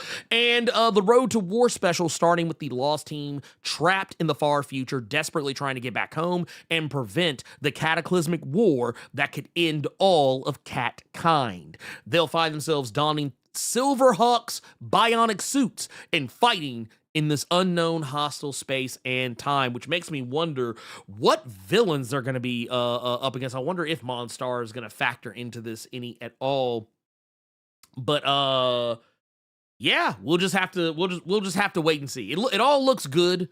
It all looks fantastic. By the way, I'm actually going to be talking to Declan very soon. Actually, we actually scheduled a chat for this coming Monday. So stay tuned. I'll get to ask him all kind of crazy shit. But yes, it's gonna be good times. It is going to be good times. And I think as far as anything else goes, I will just say this much. There is probably, to my understanding, you said between 15 issues of this. I think if this sells well, because I saw somebody ask earlier, where are the Tiger Sharks? Where are the Tiger Sharks? Well, here's the thing. You got to buy this first. Same thing I told y'all when ThunderCats was coming out, and y'all said, man, when are Silverhawks coming? I said, you got to buy ThunderCats first. You can't ask for Silverhawks and you ain't buying ThunderCats. And what happened? ThunderCats was running, and then look what we got. We got Silverhawks. Now, Silverhawks has come out. Now you can ask about, you could ask about them, but look, once again, my answer is always going to be, you got to buy it first. They're not going to just give you Tiger Sharks because you asked for it. You're going to have to, like, show up. You're going to have to actually, like, show up for this shit. But that said, what are you watching? What am I watching? Yeah. I can Some hear YouTube something. ad. I was trying to see what this Flash solicit was. Oh, okay. I was like, Gavin said that we should pull up the Flash solicit. So I'm trying to see what this solicit is, and it gave me an ad for some reason. Oh, okay. Well, let's It's weird.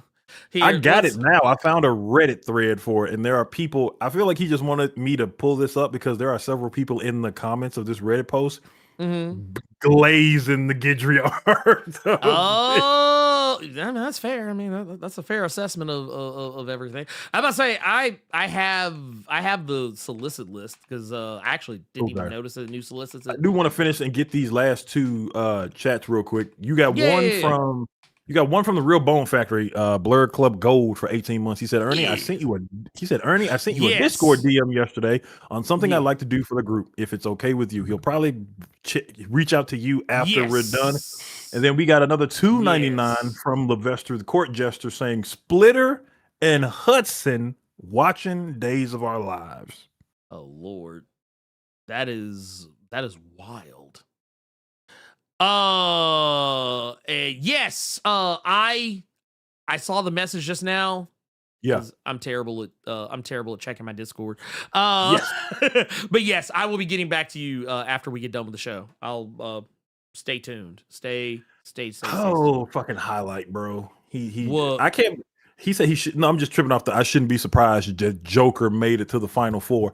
All that did was made me feel even better when everybody laughed at me and Ernie was cracking up when I said this should have been a Justice League event, because this literally ain't nothing but Justice League versus the Legion of Doom from Scott Snyder's Justice League run after Metal. That's all this is. This is Justice League arc, bro. That's all it is, big dog. Well, I was actually going to share because I actually have it right here in front of me, I think.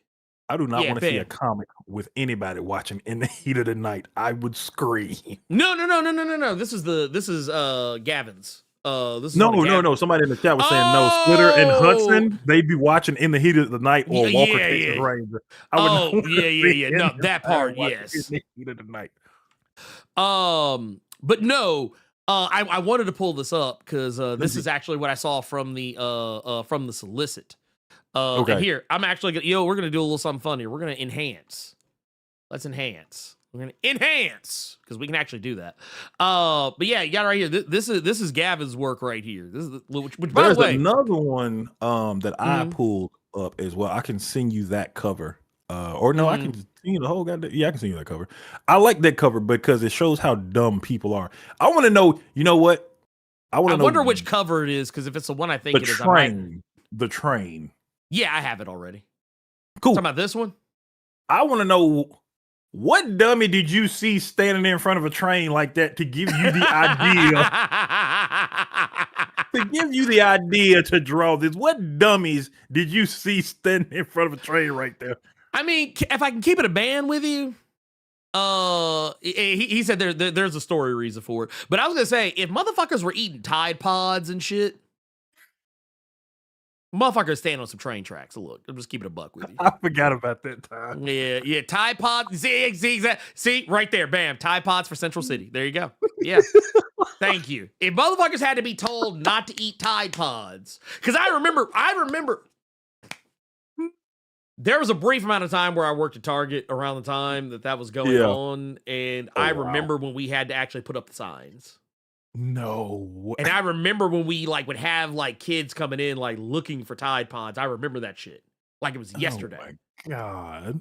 Because at the time I was in the electronics section, and some of the laundry shit was kind of closer to where we were in that particular store. And I remember sometimes because they wouldn't always put someone in that section. Yeah. We would have to go over there and be like, hey, yeah, you can't. Don't eat that shit. Wow. Yeah, people are that fucking stupid. Yes, people are that fucking. But here's the thing, though. I love this though because this shit makes sense. I have not necessarily the case of a train, but I have seen people so caught up in trying to like for the gram, for the TikToks, shit So like that. I can actually tell. I can corroborate that one because Yeah. in Venice, specifically Venice Beach, they have one of those crosswalks that go in like an X, so you can go both ways.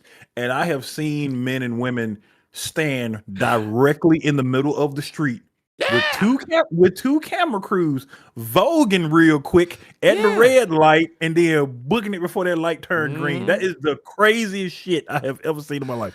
Yeah, I mean, no, that shit's a thing. Like, people do dumbass shit, and what I love about once again, I love the cleanness. I love the cleanness on both of these. But I hope if that's story reasons, like Gavin is saying, I Mhm. hope, and I know that's Wally West. I right, get you. yeah. But I'm hoping Brian North wrote something to where he cussed them kids out. I know it's DC, so you don't have to censor it. You don't have to censor a little it. bit. You have to But censor a little I bit. shouldn't be here saving you stupid little motherfuckers standing on tracks real quick when I could be over here saving the whole world.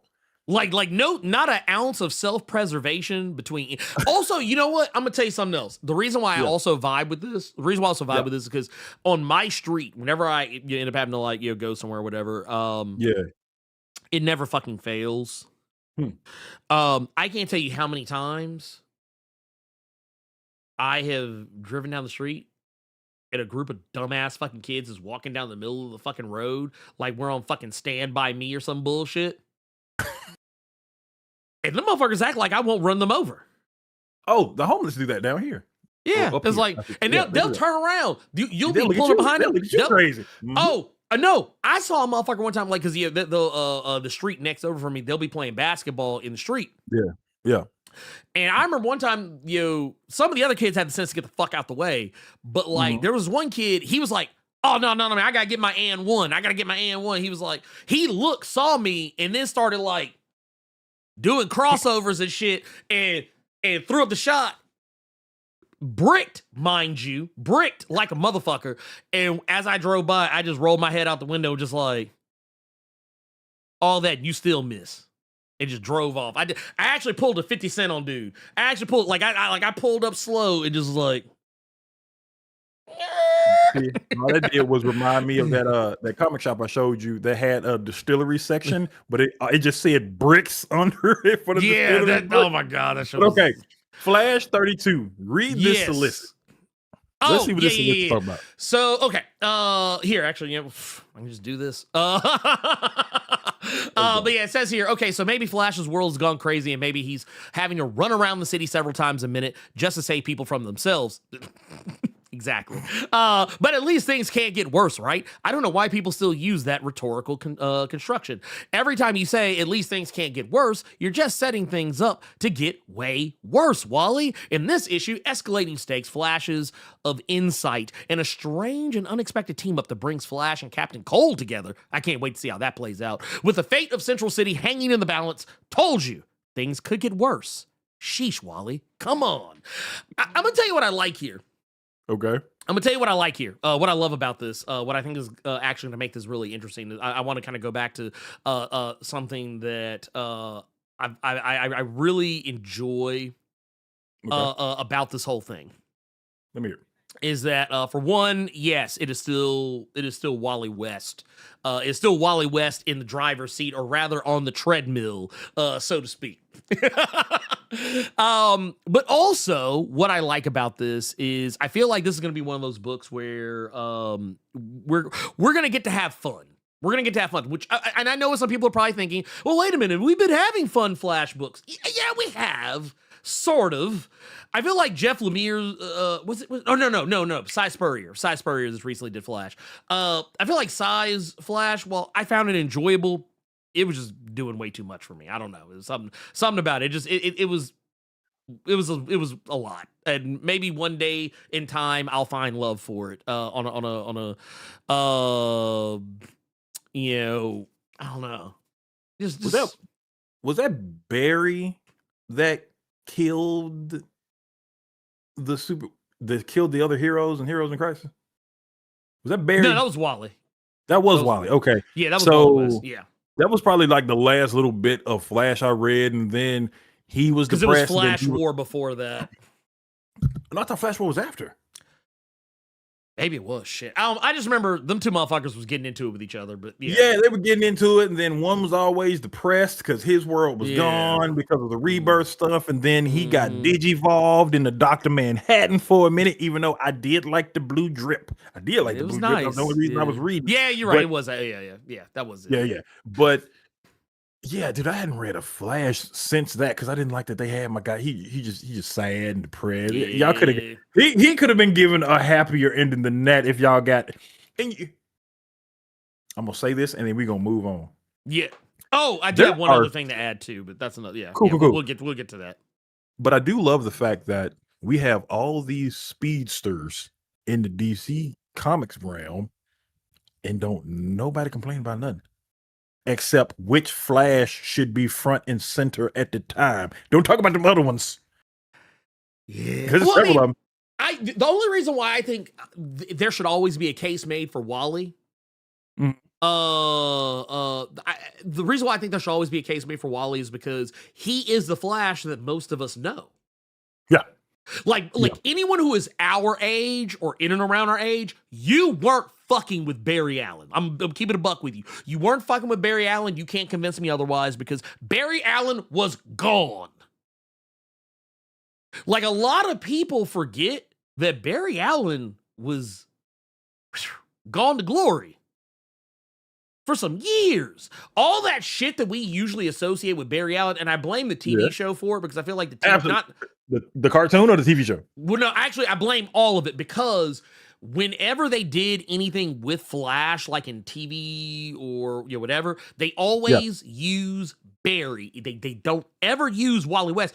Even the that nasty. Oh my God, it was so nasty. That nasty Justice League of America pilot. Some of y'all know what I'm talking about. Some of y'all know of what I speak. But there was a absolutely positively disgusting Justice League of America TV pilot.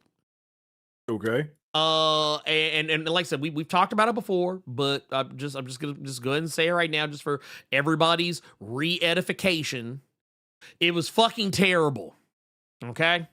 It was fucking terrible. And here, let me pull this up because I kind of want y'all to see the fuckery of which I speak. I want you to see it. Because you won't, if you don't see it, you won't fucking learn nothing. Is the actual reality of all of this. Mm-hmm. You cannot possibly look me in my fucking eyes. Okay. And tell me that this was okay.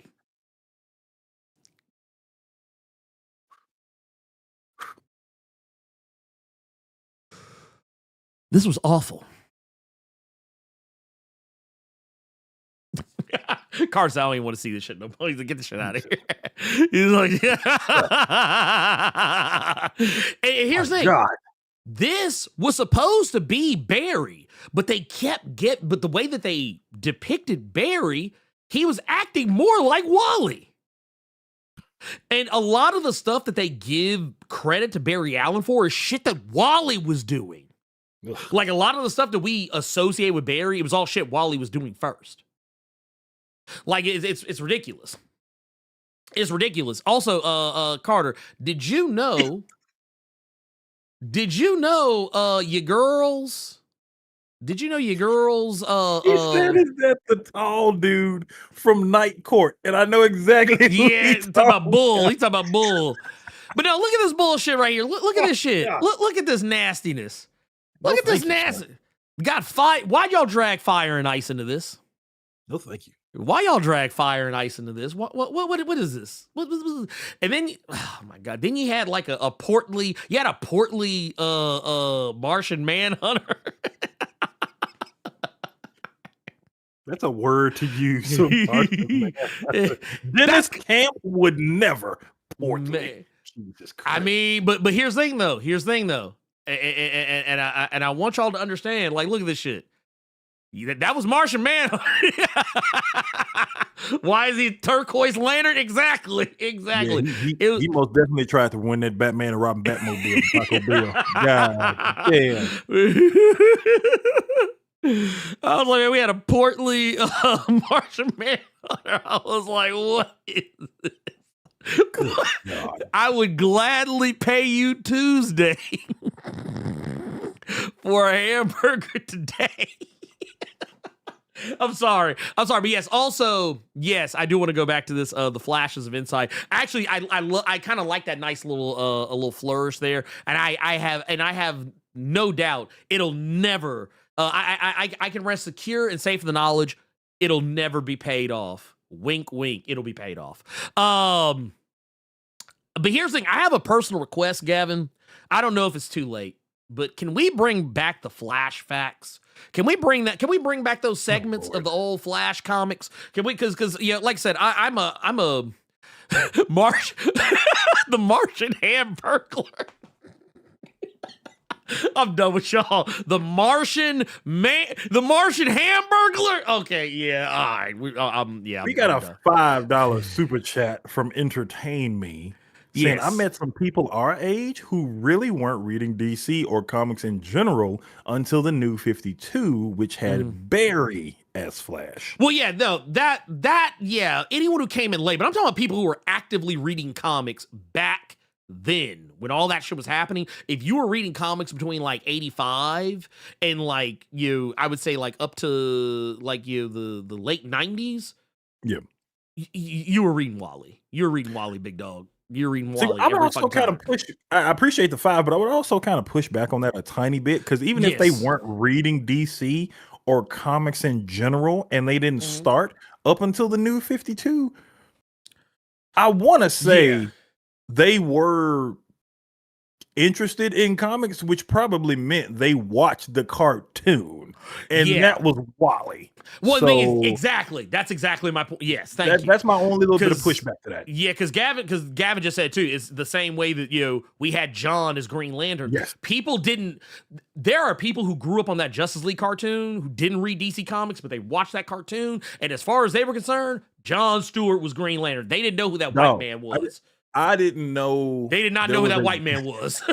Okay. Just keeping it a buck. I have told this story before. I traded comics with a friend of mine when schools were still doing the book club and stuff like that. He gave me the entire Violator miniseries, and I gave him this Green Lantern comic because I thought I was going to see John Stewart in it. But I see this dude, and he got a mask on his face. I'm like, well, who the fuck is this? I only thought there was John Stewart, right, and Kyle Rayner. That's the only ones I knew because I had the comic with Kyle in it, and I was looking for John. I didn't know who Hal Jordan was. I guarantee you, it's people out there, they only know about Hal Jordan because of Ryan Reynolds. That's the only reason they know about Hal Jordan, bro.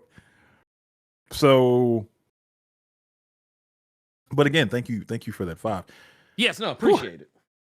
Appreciate it. Shit, I think the only person that has love for Hal Jordan is maybe Ernie, because of the Venditti run.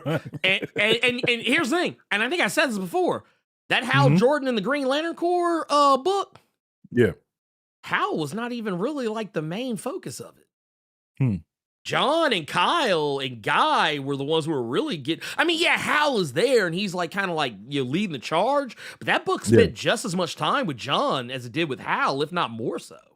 I feel like a lot of the current Green Lantern Corps, you don't really see Hal in there. It's more everybody else. Right. Which is cool because it's the core, but Jordan is still a part of the core. He's not really in the book from the issues I've seen. Yeah, no, a lot of it is like, okay, don't get me wrong.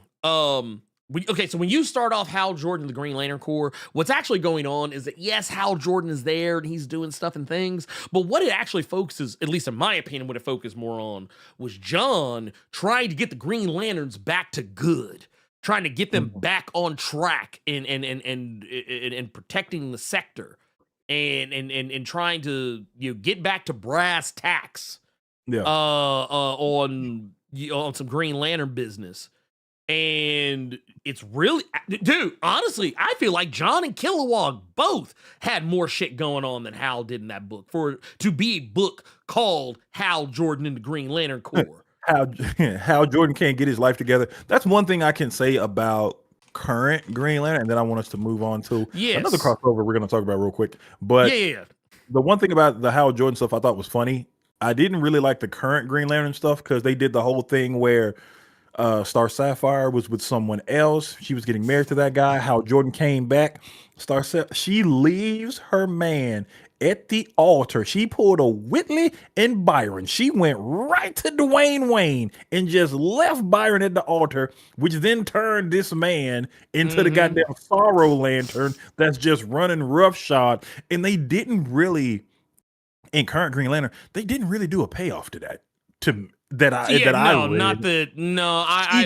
So she went back to Hal. I did a boo. I made a boo-boo. I did a bad thing. I left him at the altar. He's crushed. He's hurt. But all right, I'm with you again. I'm Star Sapphire. I'm the GOAT. I'm with the Justice League and stuff. There was no real payoff with that, which is kind of foul. You just left this nigga at the altar, and now he's a Batten now. He's a depressed Batten, but he crushed and hurt. His lady left him for Ryan Reynolds. It wasn't even Deadpool Ryan Reynolds. This is Green Lantern Ryan Reynolds. Right. So, Carol did that dude dirty as hell, and there was no payoff to that. Because I'm sorry. I feel like people need to get with it. I feel like people need to understand that, man, some of them books, they didn't go the way some of y'all remember them. But that's neither here nor there. Where you want to go? Let's go to we got Spider-Man. We got Spider-Man and Superman. This technically is old news, but like we're just kind of just now getting to it. We had a lot of other shit going on. But I did want to share that we did get the creative teams for the upcoming Spider-Man Superman #1 crossover. And it looks good. I like what I'm seeing. I like that we're getting a pretty, what I feel personally is a diverse group of different characters and stories and things of that magnitude. But here I'm gonna zoom this in and bring it up here. And this is from the Marvel side of things, correct? Yeah, this is from the Marvel side of things. Okay. So what we got here is Brad Meltzer and Pepe Larraz. They're going to be putting Spider-Man, Superman up against Lex Luthor and Norman Osborn. That's gonna be a good looking ass book. That's gonna be I mean, I think this might actually. This actually might give Batman Deadpool a run for its money. This might give Batman Deadpool, because I felt like with Dan Mora on the on art duties for that book, I kind of felt like I was like, man, it was pretty the motherfucker. Bro, how was that book that you having to talk about Spider-Man and Superman and measuring that book up? Even though it had a Deadpool Batman to go against, we ain't gonna do him dirty like that. We're gonna bring you over here. But I mean, that's wait, no. Pocket sand. Get that shit out of here. Get that bullshit out of here. Get the bullshit out of here. But no, to take it a step further, in some of the next ones, we're actually going to be getting a Spider-Man Noir. We're beating a Spider-Man Noir and Golden Age Superman with Dan Slott and Marcos Martin on board for that. I don't like the Spider-Man Noir is like more comedic now. Which reminds me of like The Beauty and how that show went. But I don't like that. aspect of them, and I guess they're doing that because of Spider-Verse and Nicolas Cage is about to do the Spider-Man noir shit. So yeah, I don't like that aspect, but putting him with Golden Age Superman, I thought was dope. That part was dope. Yeah, no, 100%, 100%.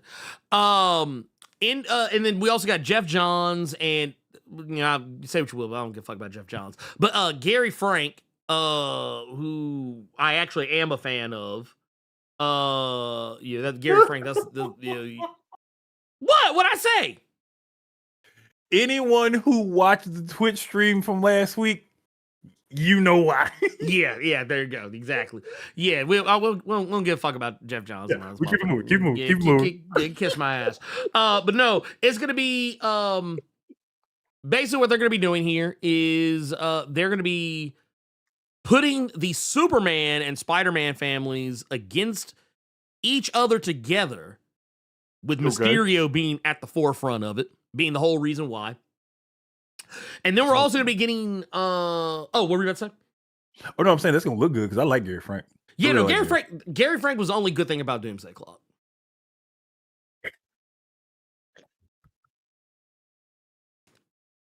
I said what I said. I said what Alan Moore wants to buy you a drink right now. Look, you know what? I could immediately see, like, right now off top somewhere, Alan Moore is like, look, Alan Moore got the fattest joint lit up, and he just like, here, man, you can take a hit up off this. You can take a hit up off this. Go ahead and get you a taste. Go ahead and get you a taste. We've also got superstar team Jason Aaron and Russell Dodderman, the Mighty Thor squad. Doing what? They are going to be putting the Mighty Thor and Wonder Woman together. That's honestly, I'm not going to hold you. That could have been its own. That's going to be the story to beating this issue because that's going to be because Ernie. I'm scared. It's the Russell Dodderman of it all, but I'm scared. Here's why I'm scared. I'm nervous. How many pages is this story gonna get? I'm nervous now. I'm nervous now. How many pages is it gonna get? Okay. I'm glad you said that. Because remember how some of y'all might not remember. So I'm gonna pull away for a little bit. I'm pull away from that for a little bit. Y'all remember when we were talking about these books? The Batman Deadpool and the Deadpool Batman. Mm-hmm. There were certain stories that I felt some of them got more pages than they deserved. Some of them didn't get enough pages. And I really am terrified because, like, okay, full disclosure, all of these creative teams, with the exception of Jeff Johns, are lit. We're talking about full, and like what Gavin just said here, they're actually taking existing creative teams that have worked together in the past. Mm-hmm. They're working together on a new thing. Like, so basically you're taking people who you already know Dan Slott, and especially on and Spidey. Marcos Martin. You know that team. Yes. Yes, you know that Spider-Man run. You know the Spider-Man. That's a very good question from Osiris. Is it but he's being funny. Is it a lottery or something for page count? I wonder how they dictate how many pages these teams get. I wonder. Is this what did Jeff Johns do? Look, I don't have the time to go into it right now. Maybe I will at some point, but I'll just say this. I think it actually comes up. I think it actually comes up in that interview I did with David F. Walker. I'm almost positive that it does. I would say just go watch the Twitch stream so we don't sully shit and say it here. I would absolutely tell you to do that. Please go do that. Carter, would you be kindly enough to link that so they can? Yeah, I'll link the Twitch stream I did last week, where I discussed that a little bit, keeping people's names still hidden, clean. But yeah, I'll link you to that, Matthew Jackson. But please, yes, page count. The page count. I don't know what decides it. I don't know what determines it because I'm not gonna hold you. I'm still mad that from that Batman Deadpool joint where I felt like Harley Quinn got way too many pages. Harley Quinn Hulk got way too many pages. That should not have had as many pages as that motherfucker had. And I felt like the static Ms. Marvel joint didn't get enough, but also what few it had, I don't think were used as effectively. So it's like I don't know, man. I wish I knew how they settled this stuff. But I will say this: we're not done with creative teams. We have more. We have Louise Simonson, the co-creator of Steel, and artist Todd Nock. They're gonna be hammering out a tale of I don't know. It felt right. But they're gonna be pitting Steel with the Hobgoblin. Like, oh, okay, that's actually I kind of get it now. That actually makes sense. And like I at first I was a little bit like, huh? Steel and Hobgoblin. Like, what was that? Whatever. But yeah, the more I think about it, I was like, yeah, actually it kind of makes sense. Yeah, you got two people who don't actually have superpowers, but they like rely on technology. I'm like, okay, I get it. I kind of get it. There's also going to be Joe Kelly and Humberto Ramos, who are going to be doing a little parry between Gwen Stacy and Lana Lang. That's going to be interesting. But I feel like that's one of those I don't think okay, that's the one I feel, and man, y'all gonna cancel me for this shit. That's the one I feel don't need that many pages, because I'm like, okay, unless we're talking about like some wild shit, I don't think we need... Wasn't Lana Superwoman for a minute? Or still is, technically. Still is. So you could do a Ghost Spider. Yeah, you do a little Ghost Spider. Since you're doing Superman and Spidey, you could do Ghost Spider and Superwoman. So that could be fun. Yeah, I like that. That's what I'm kind of like. I don't know. It's because here's my thing. If it's just regular ass Gwen Stacy and regular ass Lana Lang, you can get that shit 2 pages. Now, if you're giving me Spider-Gwen, which we're going to get to that here in a moment, if you give me Spider-Gwen and Spider-Woman, I'm more open to that. And then last but not least is going to be Brian Michael Bendis and Sarah Pacelli, the Miles Morales team. They're going to be putting Miles Morales and Superman together. And we're going to take a look at some of these covers, because we got some covers here that are kind of indicative of some of the things that we'll likely be seeing. One of those here, let's pull this up. This is let's go here. We got one right here. I like the Cardiac is getting involved in these shenanigans, even though like I've seen that character since volume 1 of Superior Spider-Man, because Cardiac was in that story. Yeah, Cardiac is one of those characters that, man, I feel like people just forget that motherfucker exists sometimes. That's a whole Negro under that blue mask. But no, this looks pretty cool. I like this. We've also got like a little bit more of a kind of more of a classic kind of duo style cover here. Actually, I like this one. This one's pretty slick. I like that one a lot. We've also got this one right here is the one I've been seeing a lot of. But this is the Pappy Larraz, John, if you couldn't tell. And I think this is actually going to be the main cover. I think this is the A cover, if I'm not mistaken. Okay. And then we've got, where'd it go? Bam! This is the one, I'm sorry, this is the blockbuster cover right here for me. I'm sorry. The fact that Russell Dauterman just said, yeah, man, we're Mighty Thor is back on the menu. Is basically was good. Also, can I just say I actually like Russell. Man, I need Russell Dauterman on a Wonder Woman book. I need him on a Wonder Woman book like now. Just putting that out there. Yeah, this right here, this is the cover I think is gonna. This is probably gonna be my cover. I think this is gonna be my cover. We got this right here. This is, I ain't gonna lie, this is kind of nasty. I don't know how I feel about this. Bringing the fucking bringing Terminator Superman, which by the way, technically I think by now today's standards is fucking what's the motherfucker's name? Was it Haywood? Whatever, I forget the motherfucker's name, but anyway, the fucking astronaut dude, I don't remember. Anyway, he was on Supergirl. This one right here, we got the classic Superman with got the red on black. classic logo with the Spider Noir. That junk looks pretty sick. I can get jiggy with that one. And then we've also, Peach. Peach couldn't be left out. Peach gonna show up. Peach is gonna be in the building somewhere and is gonna hit you with them watercolors. There's a variant of not Henshaw. Spidey. Henshaw. Thank you. Oh, Hank Henshaw is who you meant. Yeah. Oh, Hank that's Henshaw, what I meant. Haywood. I was like, I couldn't. I couldn't remember motherfucker's name. Henshaw. Yeah, because that's who's that's who's been Cyborg Superman for the longest time now. Okay. But we have also got man. So this right here, I'm kind of feeling this. We're getting some Miles Morales. Got some Miles Morales vibes here. I get jiggy with it. With that. I like that cover. And then we got another Miles joint right here.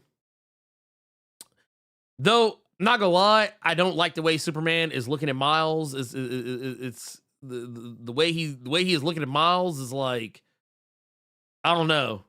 How are you hanging off Spider-Man? Because you're not hanging on shit else. Right. Well, I mean, yeah, I was about to say there better be a gargoyle up above this motherfucker hanging over the ledge, because that shit ain't connected to nothing. D of Spider-Man.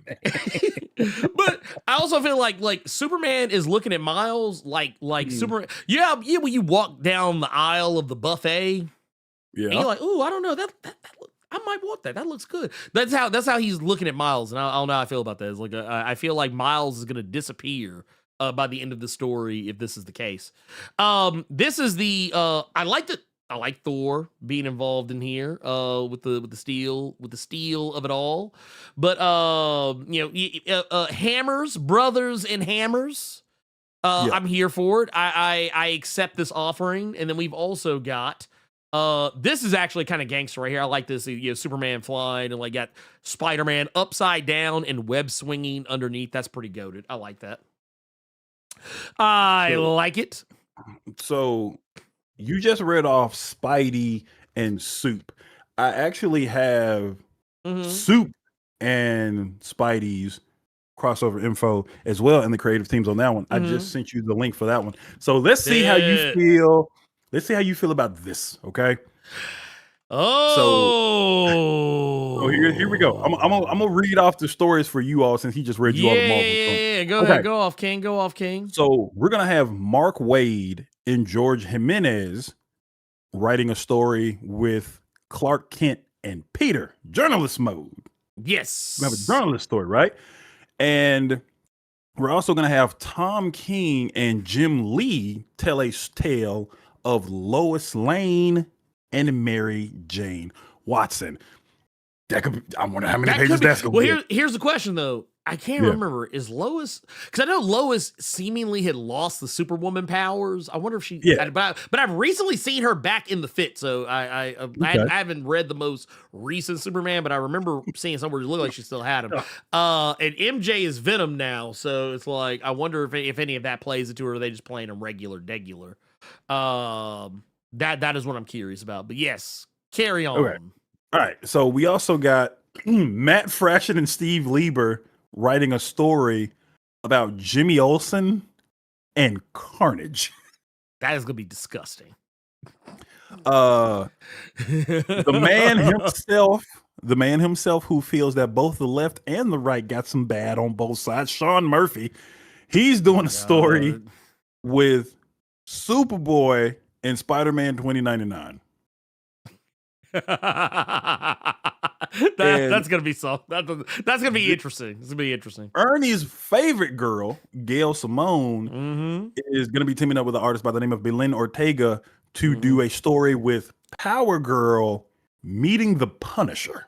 Yes, that sounds kind of tight. I'm not gonna lie to you.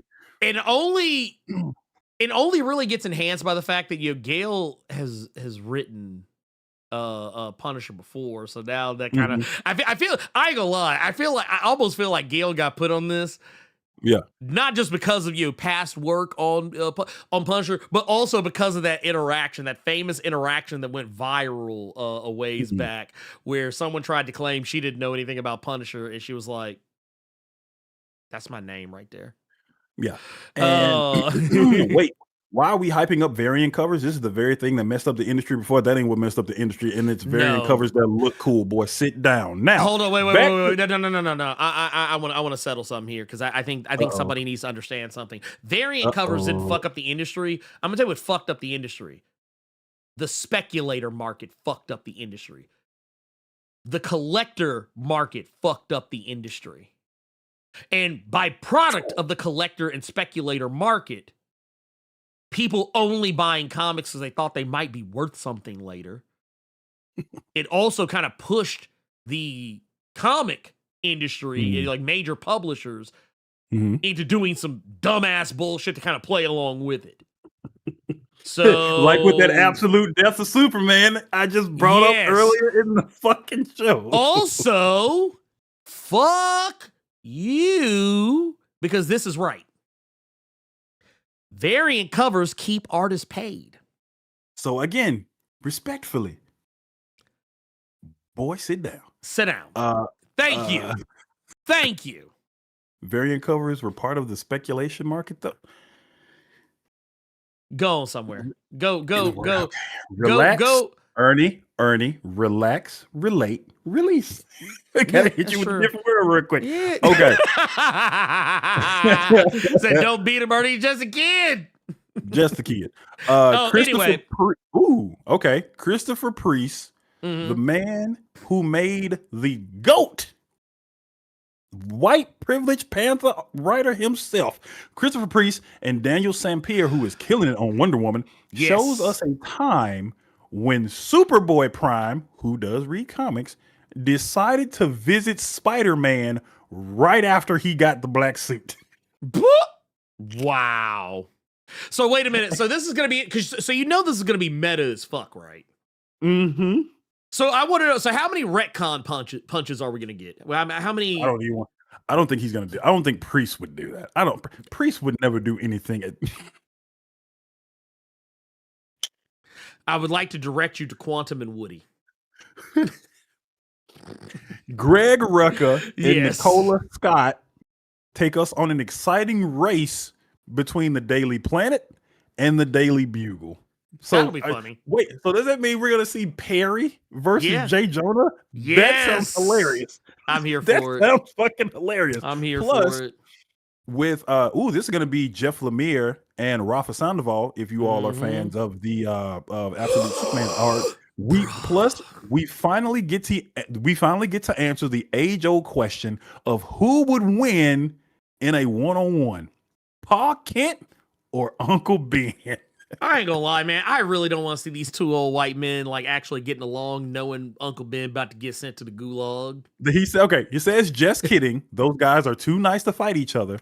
But Jeff Lemire and Rafa Sandoval will take us deep into the past to see the two men bond in the face of adversity. We're gonna see two white men bonding in the face of adversity. Lord, man, that's just what the world needs. Now I will say, the variant covers for some of these are really cool. There's one from Gabriel Delato with Black Suit Spider-Man and Black Suit Superman. That shit is cold. I sent you the link for the article. Oh no, I got it. Okay, I'm pulling it up. That cover is cold. Yeah, let me grab. I'm grabbing these just because it's easier to do it this way than it is to try and do it on here, because they will be small on the that cover stuff. Man, I ain't gonna lie. Looking at this. Okay, here we go. Let me do something real quick. Okay, but yeah, we got a cover. We got another cover here. Got it. Superman Red Sun fighting.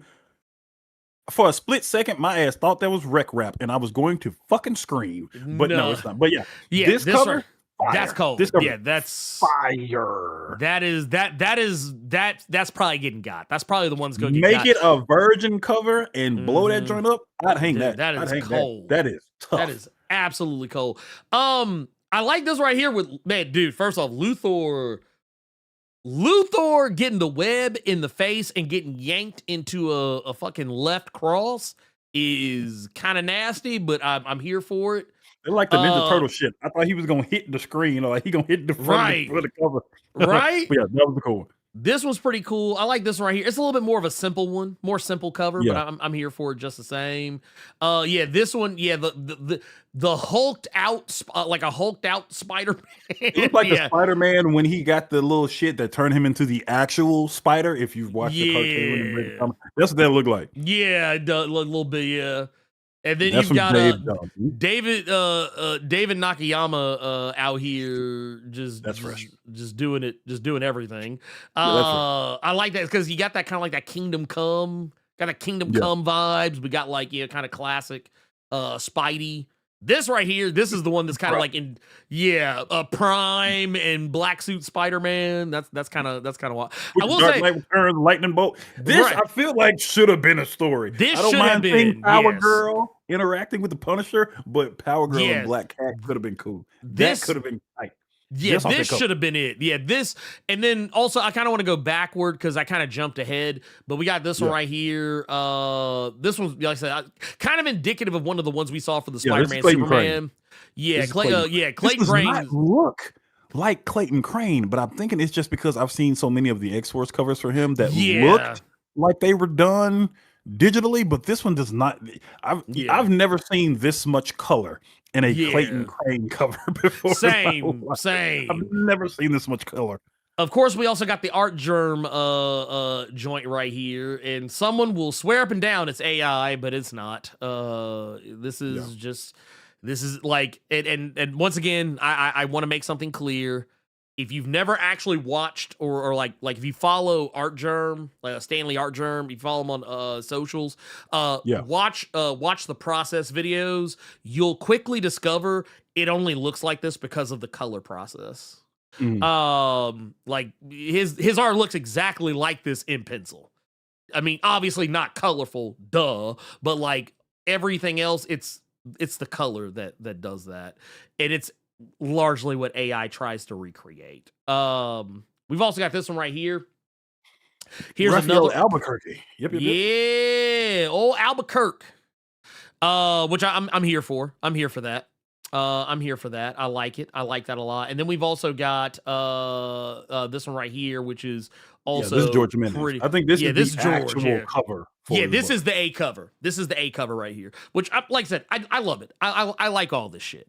I like all that shit. This is all this is all good shit. There's nothing like, honestly, man, it makes it tough. But no, that Black Suit Spider-Man and Black Suit Superman, that is easily like, this, like, here, let me go back. This is tough to beat. I'm sorry, it just is. I don't know who needs to hear it, but that one, no, this is. Yeah, this is it. This is the one. Yep, this is the one. Yeah. So DC's coming out on March 25th. So this is going to be an interesting one to judge. Yes. I don't feel like this one is going to be as maybe one-sided as the Batman Deadpool stuff was, because there are a lot of stories in this one that, like, they just sound interesting. Yeah. It's just a matter of, I'm wondering how many pages these stories are going to get after the Spidey Superman joint. Like, I feel like some of the, like, there's certain, man, I don't know, man. I'm scared now. I'm just scared now. I don't know how to feel about a lot of it. It just, I hate when they do these and, like, they end up, like, the stories that, like, really, like, should have had more pages dedicated to it, they usually don't. And I don't know. I hate to see it. To see it. It's Ben Reilly and a Bizarro. I don't want to see a Chasm and Bizarro crossover.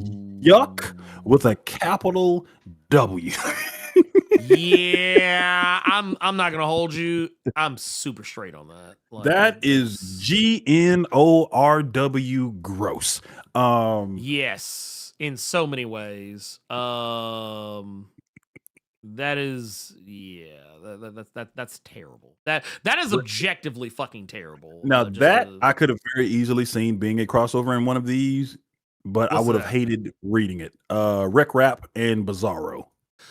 Yeah, I could. You know what? Honestly, I think that I actually, now that you mentioned, I actually think it's kind of a missed opportunity. But that's just Yeah. me. Oh, they have Zeb Wells writers. Jesus Christ. I mean, you know what? Honestly, I feel like that would not have been so bad. I don't think that would have been so bad.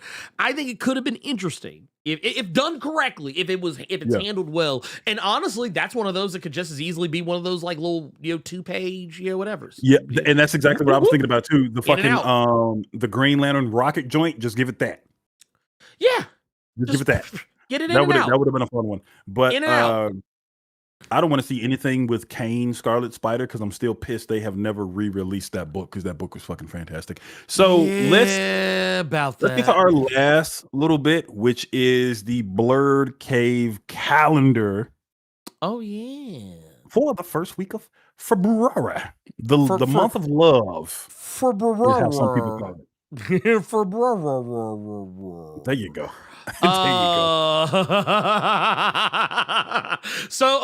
So like we did this last week, and y'all the week before, I think, or whatever. Y'all seem to like it. Okay. So we're gonna keep doing it.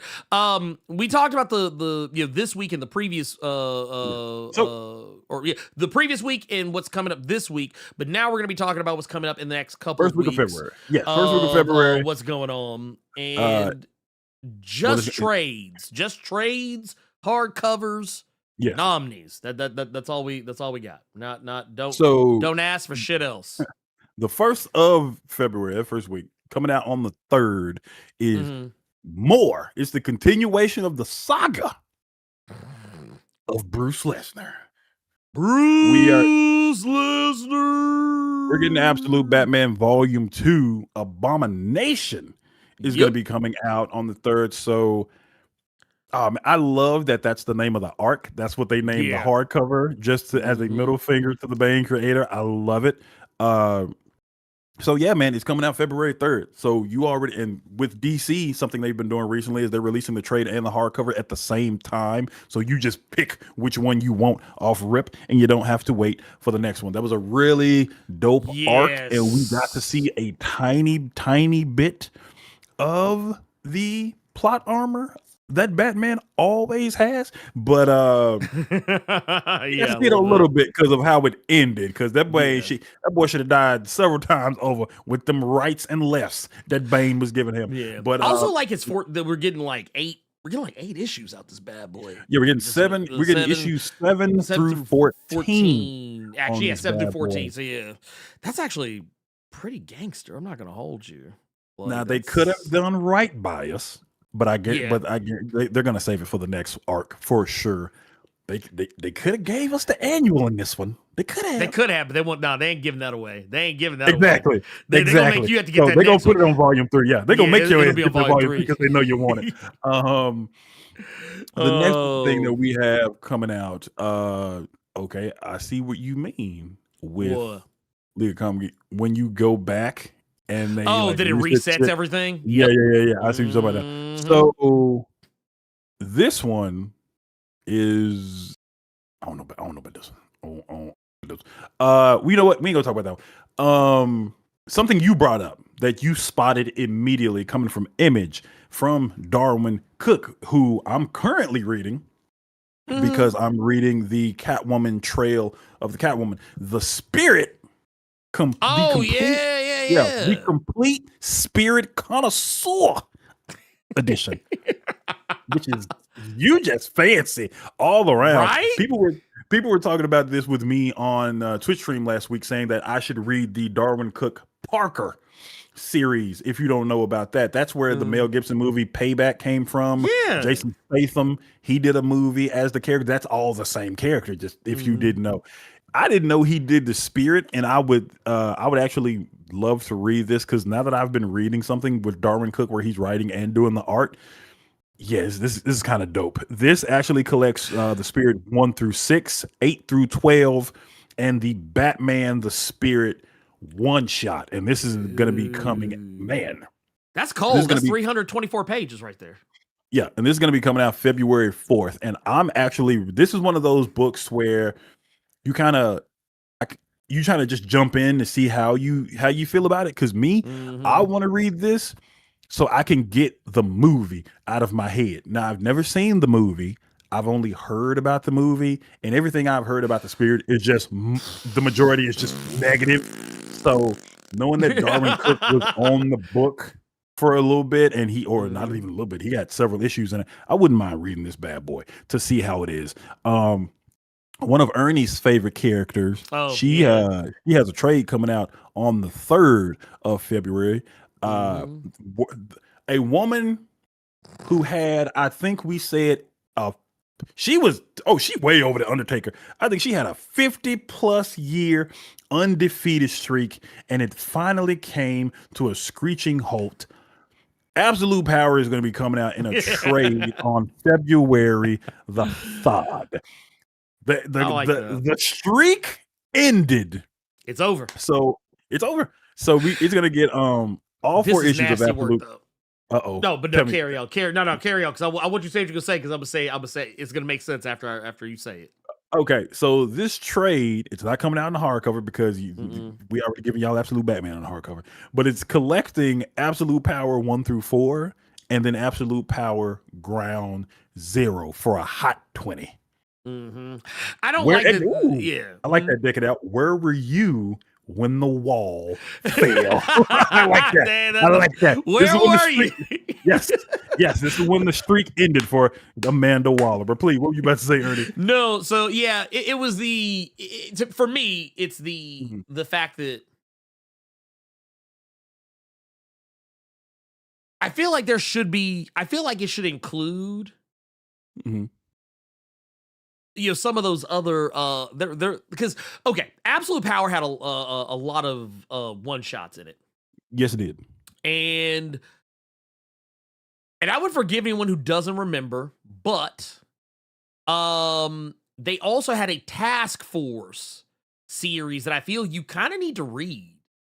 Okay. You had to get a little bit more into, because basically what they did, they had a couple of origins. It was like Absolute Power Origins 1 and 2, which kind of gave you more insight into Waller and why she was doing what she was doing. Then you had the Task Force that kind of highlighted more of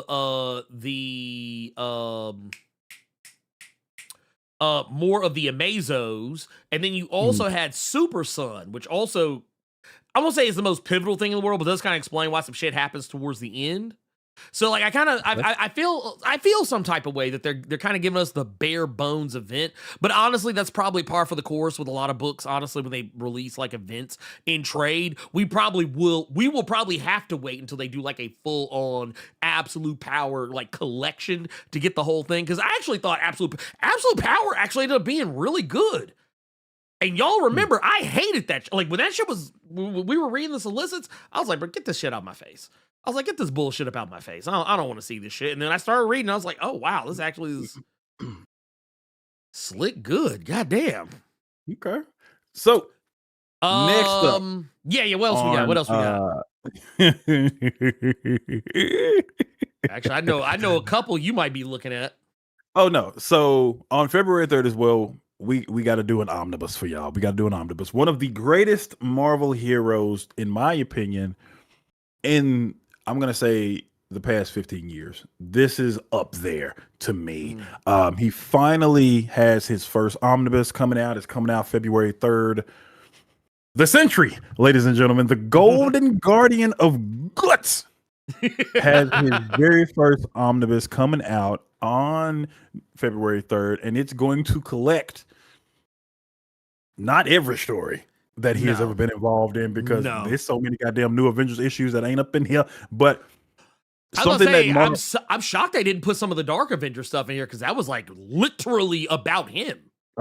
Yeah. So You're getting the Century series from.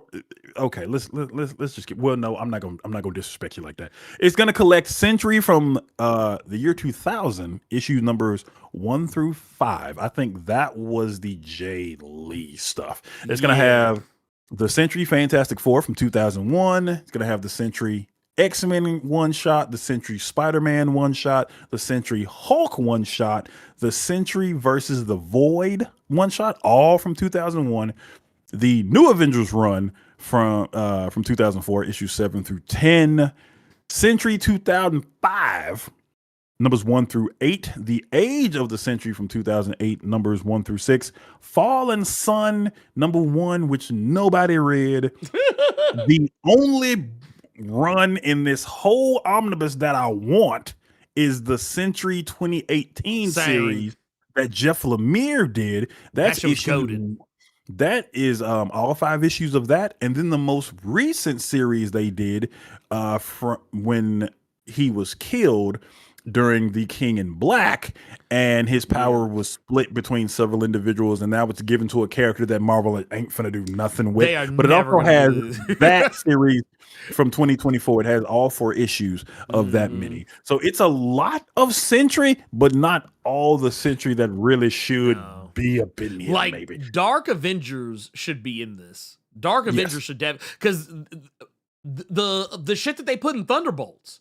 Yeah. It was literally a callback to that to fucking Dark Avengers. Some of the shit that was going on in there. The shit were like, I don't know, man. I don't know. I feel like we're getting the short end of the stick. So just to close things out for the 4th of or for the first week of February. One. Okay, because there's one. There's one you talked about last week because you got it before everybody else. Yes, I did. Yes, I did. Yes, I did. Just like I got the beauty before y'all did. For February 4th, Thunderbolts Classic Years hardcover is going to be coming out. Ernie showed you all that. You said Thunderbolts. Or Thundercats. It's because you said fucking Thunderbolts. ThunderCats. Yes, the ThunderCats Classic Years hardcover is coming out for all years, even though Ernie got his early because he had Kickstarter. Now he's trying to stunt and show it right there. But yes. Yeah, look at that. Yeah. That is coming out for all years. I think Ernie said it because I pulled up that video a couple of days ago. I think that was 24 issues of ThunderCats. Yes. Goodness, the complete series. Yes. 592 pages of Thunder. Oh God! So let's go to the next week of February so we can end. I got one more thing. I got one more thing I kind of want to hit before we move on. There's something else that is on the way. What'd you say? That I think should be mentioned because I feel like it'll never be mentioned again. Uh-oh. So some of you may or may not remember a video that I did. I did this video like ways back. God, man. Okay. Seems like 5 ever ago. Yeah. I'm actually having to like go back and see exactly how long ago it was. Yeah, here it is right here. I did this video like 6 months ago. It's a video about a character by the name of Night Drifter. And it's kind of funny that this comes up because we also have the new Champions. Which was canceled at 8 issues. Like almost right after Night Drifter showed up, which is kind of crazy. But no, if you want to get Night Drifter, if you missed that 7th and 8th issue, this is probably about the only way you're going to find it because this is going to be collecting the all 8 issues into one story. New Champions wasn't horrible, but it was one of those books that I was like, I don't foresee just because all the characters were so derivative of pre-existing characters. There was not really much in the way of, which to be fair, champions themselves are derivative of other heroes. But it was like they looked so bootleg. A lot of them, like where like if you go back and like outside of like Gold Tiger. And what was it? Moon Squire was kind of legit. Night Drifter was cool. You know, a lot of these characters were cool, but like they just didn't. I feel like the design department failed them in some respects. But yeah, that's gonna be coming up, and I know one of Carter's favorite books that I'm actually shocked he didn't bring up. What's that? Farmhand. Because I think that already came out. That's why I skipped it. That came out like 2 weeks ago.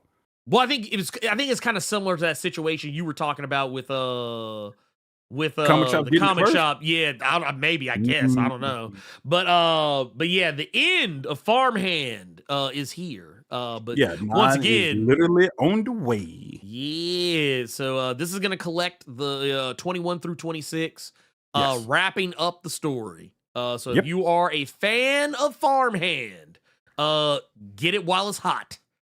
Please and thank you. But that said, we have another. I wanted to take a peek because there's some other stuff that's going to be coming up that I think is worth a look. It's worth a look in my eyes. Carter, did you have anything specific that you wanted us to jump on first? So this one is something that Ernie has had to do several videos on, and we've done several Blerd caves talking about it. But it's coming out February.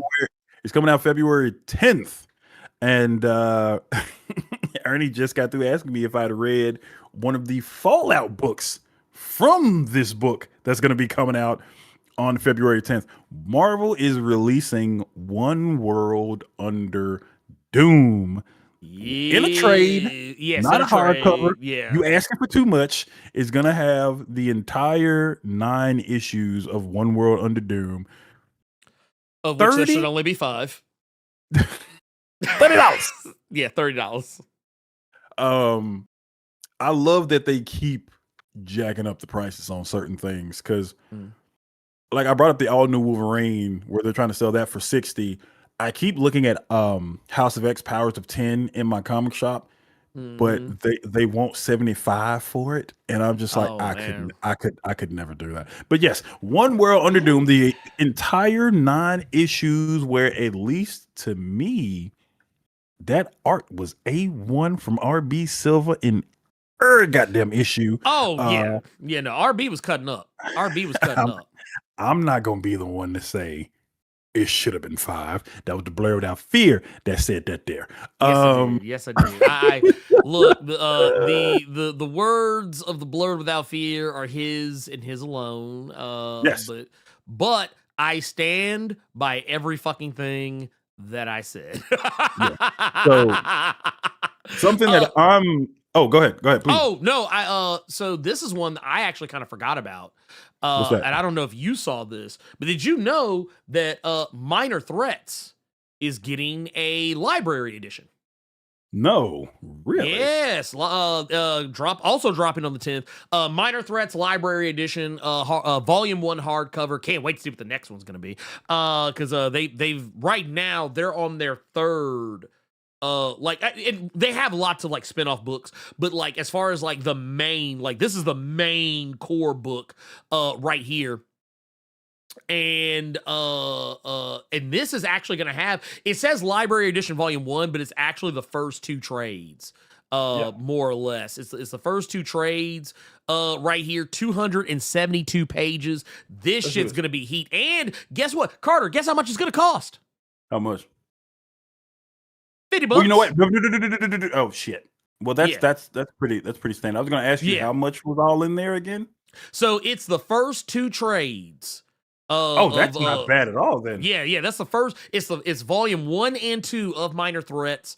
Which if for whatever reason, if you and maybe I'll do another. I was doing videos on them at one point, like when they were first coming out. Yes, you were. But I'll just say this: volume 1, and really all of them, because it's basically what it is. It's Minor Threats, and then Minor Threats: The Fastest Way Down. Each volume is 4 issues, so you're going to be getting 8 issues of comic. But it's all banger stories. And you, of course, obviously, you'll probably be getting. I'm assuming. I'm making a lot of assumptions here. There'll likely be some back matter and things of that nature in there. Compared to $150 for 3 issues, they're practically giving it away. God damn it. So highlight, what can what's in a library edition? So a lot of times, the thing that's in a library edition is literally like 2 trades worth of stuff. Invincible has done it. Marvel has done it. The main reason that a lot of people will buy library editions, even though it's only like, well, I can't say Invincible did it, because Invincible actually did. No, I think they did 2. They did 12 issues worth in one hardcover. So the main gimmick of library editions is the size of them. So this is Conan. If you want to go up to one real quick, if you want to put it both on the screen real quick. Okay. I'll give you Yeah. So this is a library edition of Conan bound in Blackstone. This is Batwoman Elegy. This is a standard trade paperback. The main gimmick of the library editions is just how much bigger they are in comparison to your regular trade. That's the main gimmick around them. Like this right here. That's the Treasury edition of Doom, but that's basically it. It's basically a library edition. Yeah, it's basically a library edition. It's just not a hard cover. So if you get like a standard comic or like a standard trade for like a size comparison, because like right here, this is the library edition of the Turtles, which it's about the same size as like the standard deluxe edition hardcovers, but even that is pretty big. You want to buy the TMNT library edition now? I would tell it. So a lot of people are pissed about that library edition, so much so that I don't think that IDW is actually releasing volume 2 of that hardcover, because they were charging $50 for 6 issues and the size wasn't as big. It's a whole thing. But highlight, there you go. That's why library editions are a thing. What did Gavin say? Gavin just brought up something interesting. By the way, if you go by page count, there's like 20 extra pages in the listing for Minor Threats. So like, probably going to be sketches and scripts, probably some scripts, and stuff. Yeah, so that's probably commentary. Like, there you go. Because like if you go into the Doom Treasury edition, it's got notes and things like that. It shows like some of the scripts, shows some of the things that stuff that Hickman was saying to Sanford, stuff that Sanford was saying to Hickman, so on and so forth. It's also where the controversy that happened when Screen Rant tried to claim that Jonathan Hickman was the one that was the lead on the Doom book, like only giving Hickman credit for writing it, when in fact it was made very clear that. And also, we talked to Sanford Green about this as well. But Sanford had literally said that he also wrote the story as well. But like Hickman even said, "You're the one driving the car." Yeah. So same thing with like that. With this Conan. It's 4 issues and Free Comic Book Day issue, but there's also an interview in here with Jim Zub, who is the writer of the Conan stuff currently, about how he was trying to go about bringing it all together with the Robert E. Howard stuff. There's an interview with Robert E. Howard that he was doing with Conan. There's a script in here of how they were doing the Conan stuff and how it translated to each panel and each page and stuff like that. So that's what a lot of the library editions, storyboards and stuff like that. If they're not going they're not going the Mark Millar route of just giving you a bigger and it's just the like Millar does what y'all didn't like that Distillery is doing, where Millar is charging you $50, $60, $70 for 4 issues is just tall. Basically that is what it is. Like instead of being small, it's tall.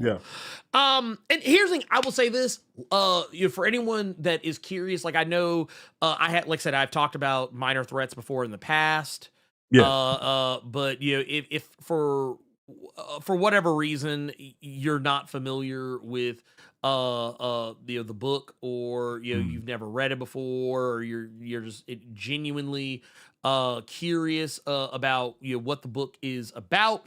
It is about a group of villains, mostly like henchmen, not like main villains. We're talking about like people who work for, like literally like no name villains who work for other villains. basically what happens when what is effectively the Robin of the Minor Threats universe, because in this universe there are supervillains, there is a Justice League style team in this universe, and the Batman of that universe has a Robin, and that Robin is murdered, and it's believed that one of the villains did it. And basically, one of the person who is the Superman, or in this case, Superwoman of this universe, she basically puts out an ultimatum that the villains need to bring forth whoever killed our Robin, or we're going to basically fuck all of you up. Because they kind of have this unspoken thing where it's like, yeah, the heroes and the villains, they coexist in the same universe. And while, yes, the heroes go after the villains, there's rules. There's rules to what's happening. So, like, the fact that, one of the, villains, quotey fingers, villains, took out one of the heroes, like, actually killed them, that was crossing the line. Because that's kind of the thing. They don't kill each other.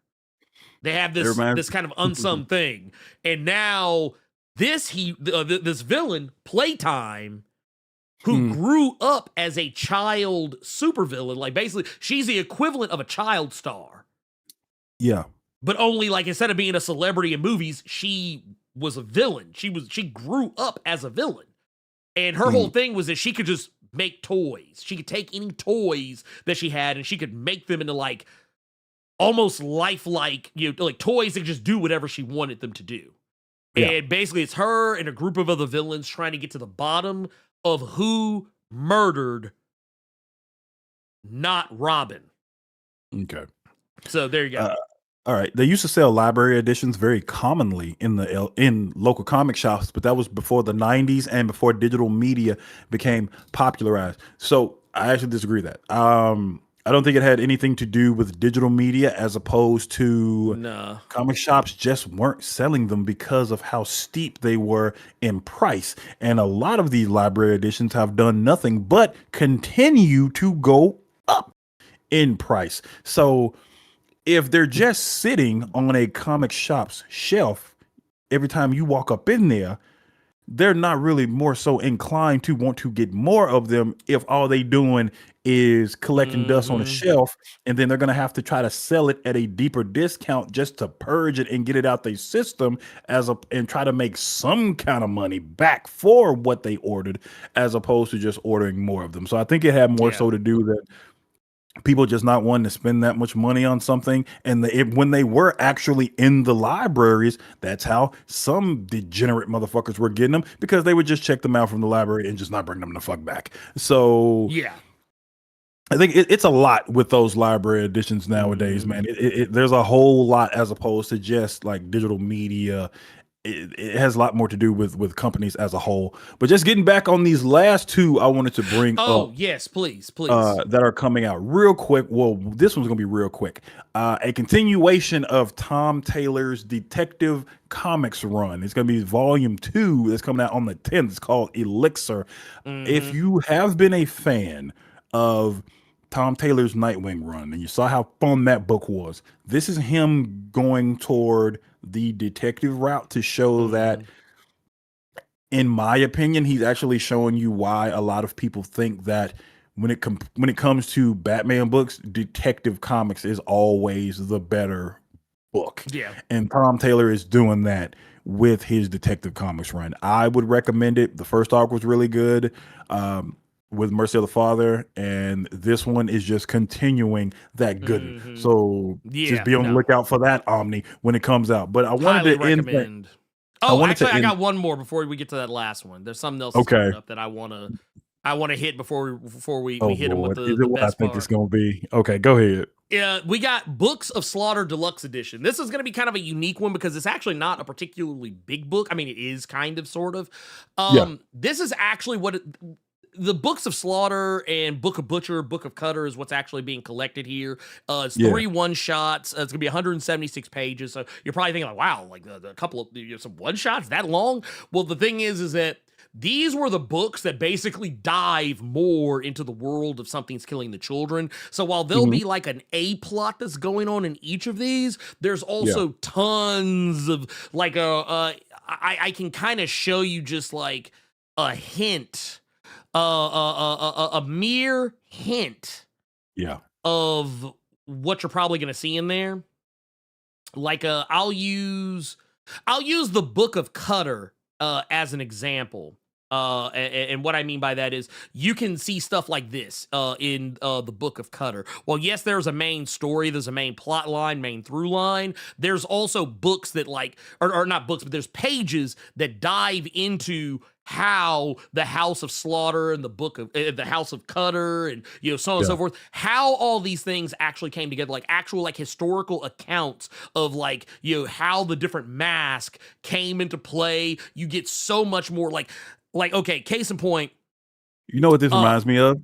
What's what that? you were telling me about with that second hardcover that came out for Department of Truth. Yes, it is. And here's the thing: Book of Cutter is 80 pages. And when I say 80, I'm actually not counting the cover gallery. It's like 78 pages of content in Book of Cutter that came out last year.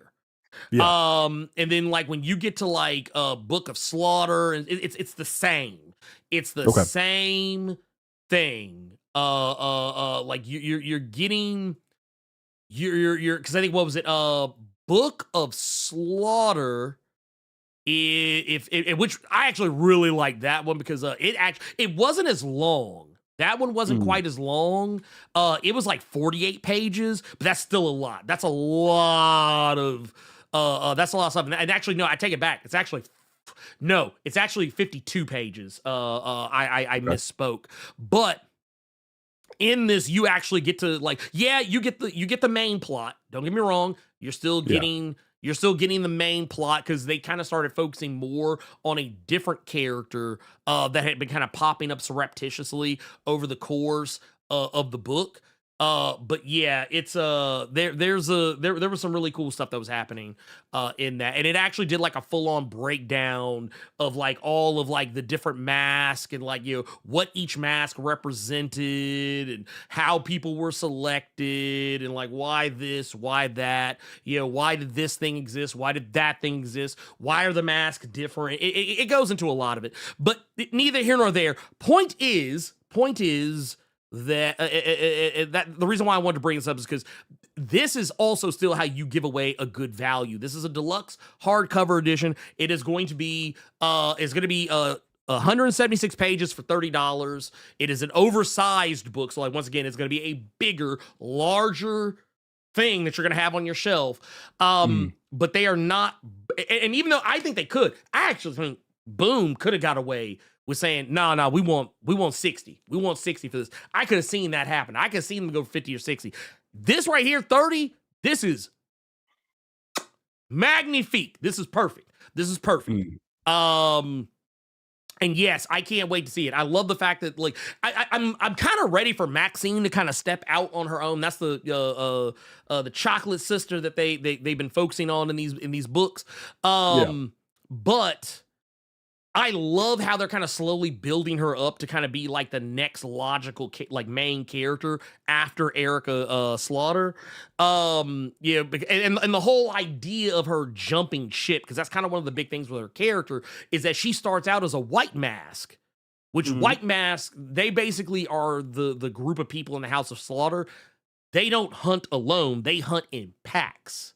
Okay. And they have a very elitist attitude towards the black mask, which are what Erica is. She's a black mask, and black masks are solitary hunters. They don't hunt with other people. They hunt alone at all times. But over the course of the story and kind of jumping between Something's Killing Children and jumping to these one-shots, you're witnessing the evolution of Maxine going from being a white mask to being a black mask. And what actually galvanizes her towards that decision, because that's not something people do lightly. But once again, I love the series. I'm definitely getting this. That's happening. So the only thing I'll ask before I read this super chat from Gearless Mo for the Yes, hundo, thank you for that. Since you're talking about Black Mask, is Aleister Black a part of that group? Anyway, we got $100 from Gearless Mo. He said, just a quick reminder to like, share, and comment, please. Thanks. And hit that hype button so that others can see this great content more often. I'm actually starting to think you getting hoed because I'll read a lot of the YouTube comments after we're done, and they're asking where the fuck the hype button is. So I think you might be getting hoed a little bit. So I'm gonna tell you what's happening. I have it. I have access to it. I think to some. Not everybody has access to it though, and you have to be on mobile. You have to be on mobile in order to see it. Also, and I think in the case of live streams, and I want to make sure I'm being very careful when I say this, but to my understanding, you cannot hype the live stream until it's over. Okay. But once it's over, once we're no longer live, basically what I'm saying is come back for the VOD and come back and be like, hey man, let me get that hype in there. But what you have to do, you have to swipe left on the comments. You have to swipe if you're on mobile, and here I'll kind of give you guys a little bit of a, because I think I pulled it up on my phone the other day, not other day, but y'all don't know. There was another video I did not too terribly long ago where I did something to this magnitude where I'm trying to remember what video I fucking did it. I actually don't remember, but yeah. But point of the matter is that so here, I'll show you guys what I'm talking about. So here, hey, I'm gonna give myself the one just for a little bit, just for my own, here. So here, I'm gonna show you guys what I'm talking about. So here, I have, oh god, okay. So we got here. Let's do this. Let's do this. Let's focus. There you go. Let's focus. We're focusing. So right here. Also, I love that first comment. But yeah, so right here, you just gotta wait. All right, stop bullshit. There, you gotta swipe, and when you do that, you'll see the hype. You might also be able to see it here if you swipe left on this part right here where it says you can ask or like whatever, all that stuff. If you swipe over that, you'll see the hype over there as well. You just click on that, and it'll bring. And now, once again, I can't hype my own video, so y'all got to do it for me. I can't. You see it right here. You cannot hype your own video. So, this is not something that. There we go. Okay, we're back. That's not something I can do myself. Y'all have to do it for me. Also, it only works on new videos. So videos that have been out for more than like a week, you can't hype those. So just make sure to keep that in mind. All right. Yeah. Last thing coming out February 10th. This is something that Ernie has already said that he was going to insta buy as soon as he saw the cover. Yes, I am. If you were a fan of Tom Taylor's Nightwing, here we go, bringing back Tom Taylor's name again, you would also be happy to know that he was also writing Titans for a little bit. Mm-hmm. And this is the cover I am getting. Here, let's get straight to this cover right here. This bad boy is coming out February 10th. It's going to be all 27 issues of Tom King's Titans run. If you know what that cover means, you know why Ernie giggles every time he fucking sees it. Yes. Yes, Ernie. Yes, this is coming out specifically for the Blerd Without Fear. He's getting this cover, and it's coming out February 10th. It's 27 issues, $125. If you go through in-stock trades, if you go through your LCS, I'm pretty sure you can get it cheaper than that. But yes, this is Ernie already called this years last year. Because originally, I think originally they were going to put it on a Nightwing. Yes, they were going to put it on the Nightwing, Nightwing Volume 2 Omni, and then they changed it and put it on Titan. Yeah, which honestly makes more sense because it was one of those. It's this is all the Titans, surrounding him. I was like, that's kind of cold. But yeah, I love this. I also I love how here Starfire looks more like Megan Thee Stallion than anything else in the background. But yeah, I'm here for this. This is matter of fact, here I'm gonna pull this up because I want y'all to kind of see what I'm talking about here. We're gonna zoom this bad boy in. We're gonna zoom this. We're gonna zoom this puppy in. That's cool, bro. That's funny. Look at that. That is cold to motherfucker. Like, this is totally going to be the Spotify cover. I already know it's coming. Oh yeah, no, 100%, 100%. Look at that. Look, oh man, and I love the little like little half tone, little screen tone. Yeah, buddy. Yeah, I love to see shit like that. Love to see shit like that. Also, man, dude, Beast Boy being the motherfucker in front, like. It is perfect. It is perfect. It is so fucking perfect. I love it. So this is gonna have the 4-issue story arc in Nightwing, issues 101 to 104, and issue number 110, and then it's gonna have Titans number 1 through 15. Why are we talking about Tom King? What? I guess he wants Tom King to write the Teen Titans. I don't know if I'd want that, but it's gonna have Titans Beast War number 1 through 6. So yes. That's gonna be. This cover is making me want to buy this. I haven't read a Titans book in years, but that cover it just makes it almost feels like. That cover feels like that's what the book is going to be. It's going to be fun like that. Yeah. So I do want to read it. There's some super serious shit that's going on like at the very beginning because there's like a whole murder mystery that's going on, and there's some wild shit going on with like Aqualad, but or I guess by this point technically Tempest. But yeah. Beyond that, like I like it. I enjoy this one because, like, once again, you've got you've got the OGs. You've got back here in the back. You got, of course, you got Cyborg. Of course, you got Donna Troy. You got fucking Starfire, Raven, Beast Boy, so on and so forth. But also got my boy Wally back there in the cut. Got Central City's actual finest in the cut. Isn't this when Titans was supposed to be the main team now? Is that what this is? Yes. This actually was at that same time, and I will never forgive DC for not letting them be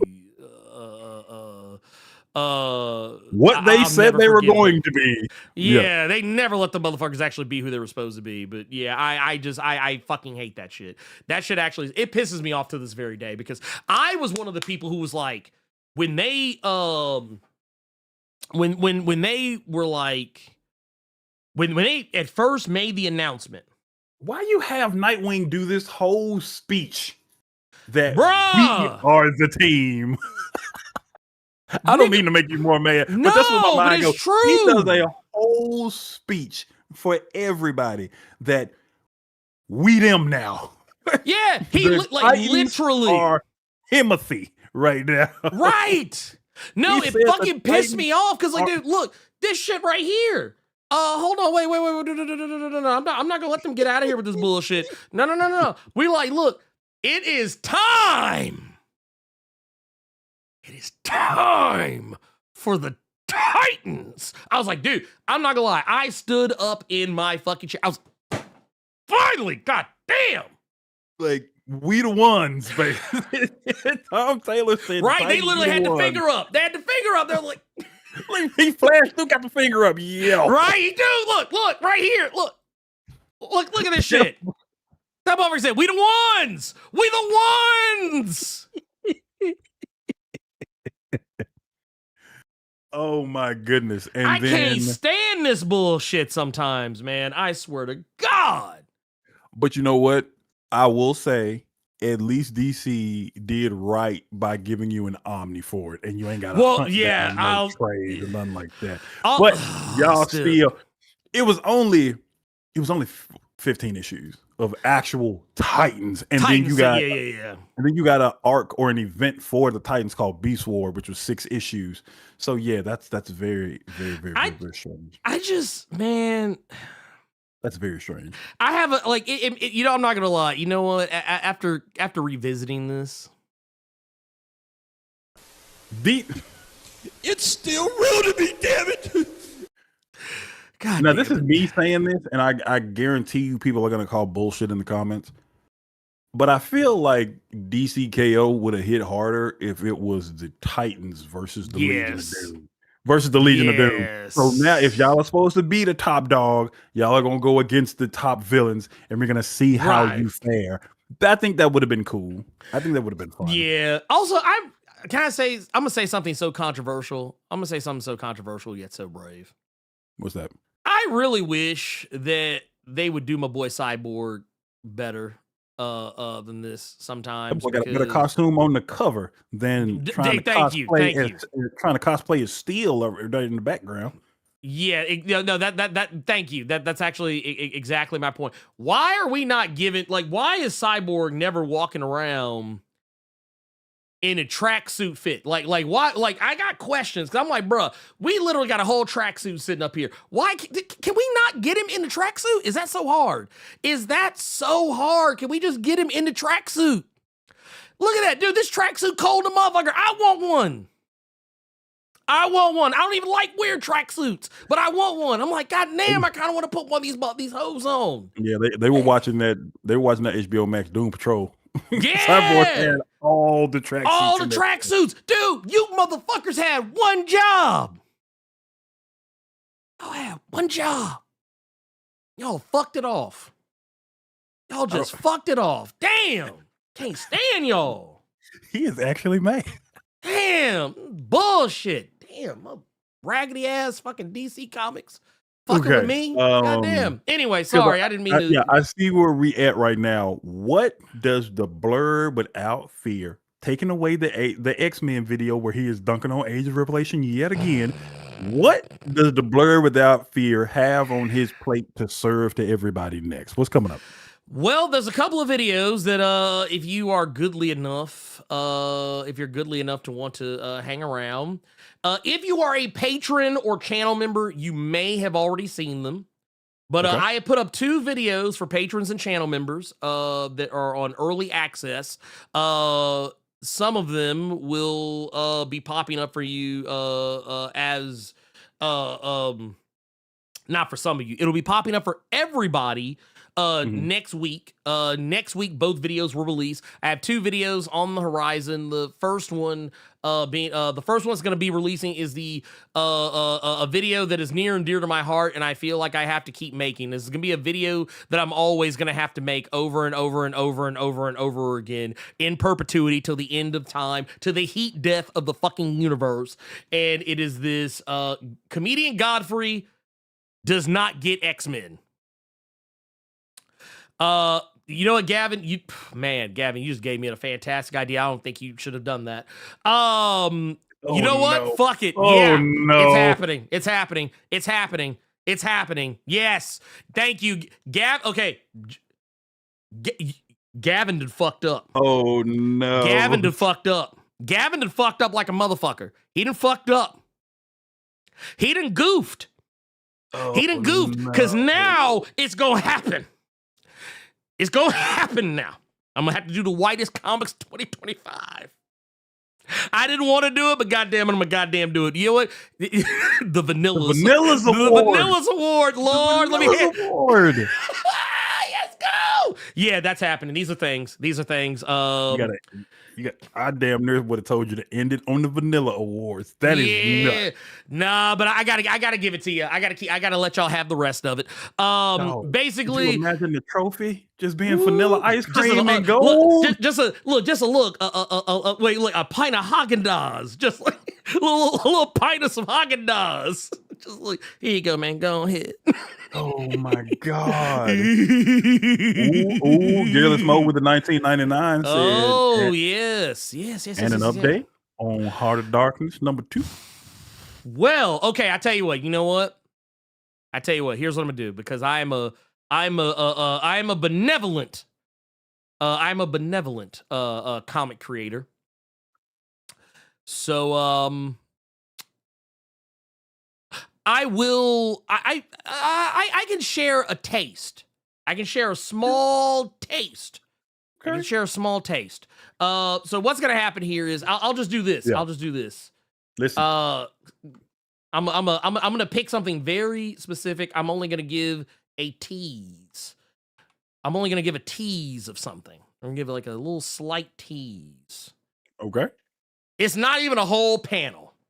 It's a show piece. It, damn it! You can't keep talking about piece. Show it, because you do that shit on purpose.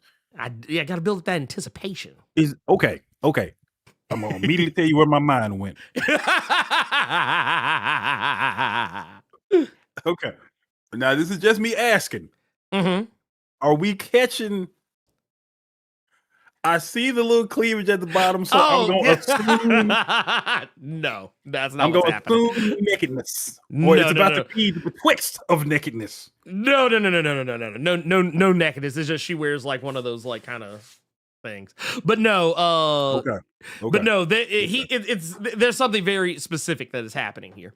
But yes, that is yes, that but I tell you what, I love it. I absolutely love it. This is it.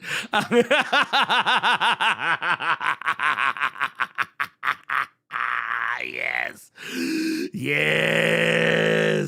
I was wondering, Deck It Out, does Mr. Hart keep the shades on during yes. Make it, oh wow, he said yes. Yes. You got 2 super chats you got to read, and then we can go ahead and head out of here. I have stuff to do today, but they want you to fucking do it. Just do it. Look, I'm gonna do it. Look, so thank you, Gearlessmo. Thank you for that. 1999. Dun, dun, dun, dun, dun. Heart of the Darkness super chat. No, we got so I'll say something else just real quick. So right now, Quinn is working, obviously, working on issue 2. That's actually a part of a panel from issue 2. I've turned in the script to him. I'm actually kind of going back and making some little tweaks to the later half of the issue, just based on some things from the first issue. But yeah, for the most part, we're moving forward with it. At least as far as like the first few pages of it, which we're setting up for the preview of the book. Yeah. And then hopefully by the time we get done with that, we got a couple of other things we kind of want to do first before we really dive in. And I got some favors to call in elsewhere, but yeah, it's gonna be fun. It's gonna be fun. I think it's gonna be a good time for everybody. Also, Sidious Black with the actually no, I'm gonna leave it for Carter because Sidious said I just need to hear the jingle just once for Carter. 1999. Dun, dun, dun, dun, dun. Carter's favorite super chat. He said, "Why 2 when you can have 3? Ooh, Tress. In this economy? Goodness." But yes, why 2 when you can have 3? Oh wait, I gotta get a swig. Oh, wait a minute. Whew.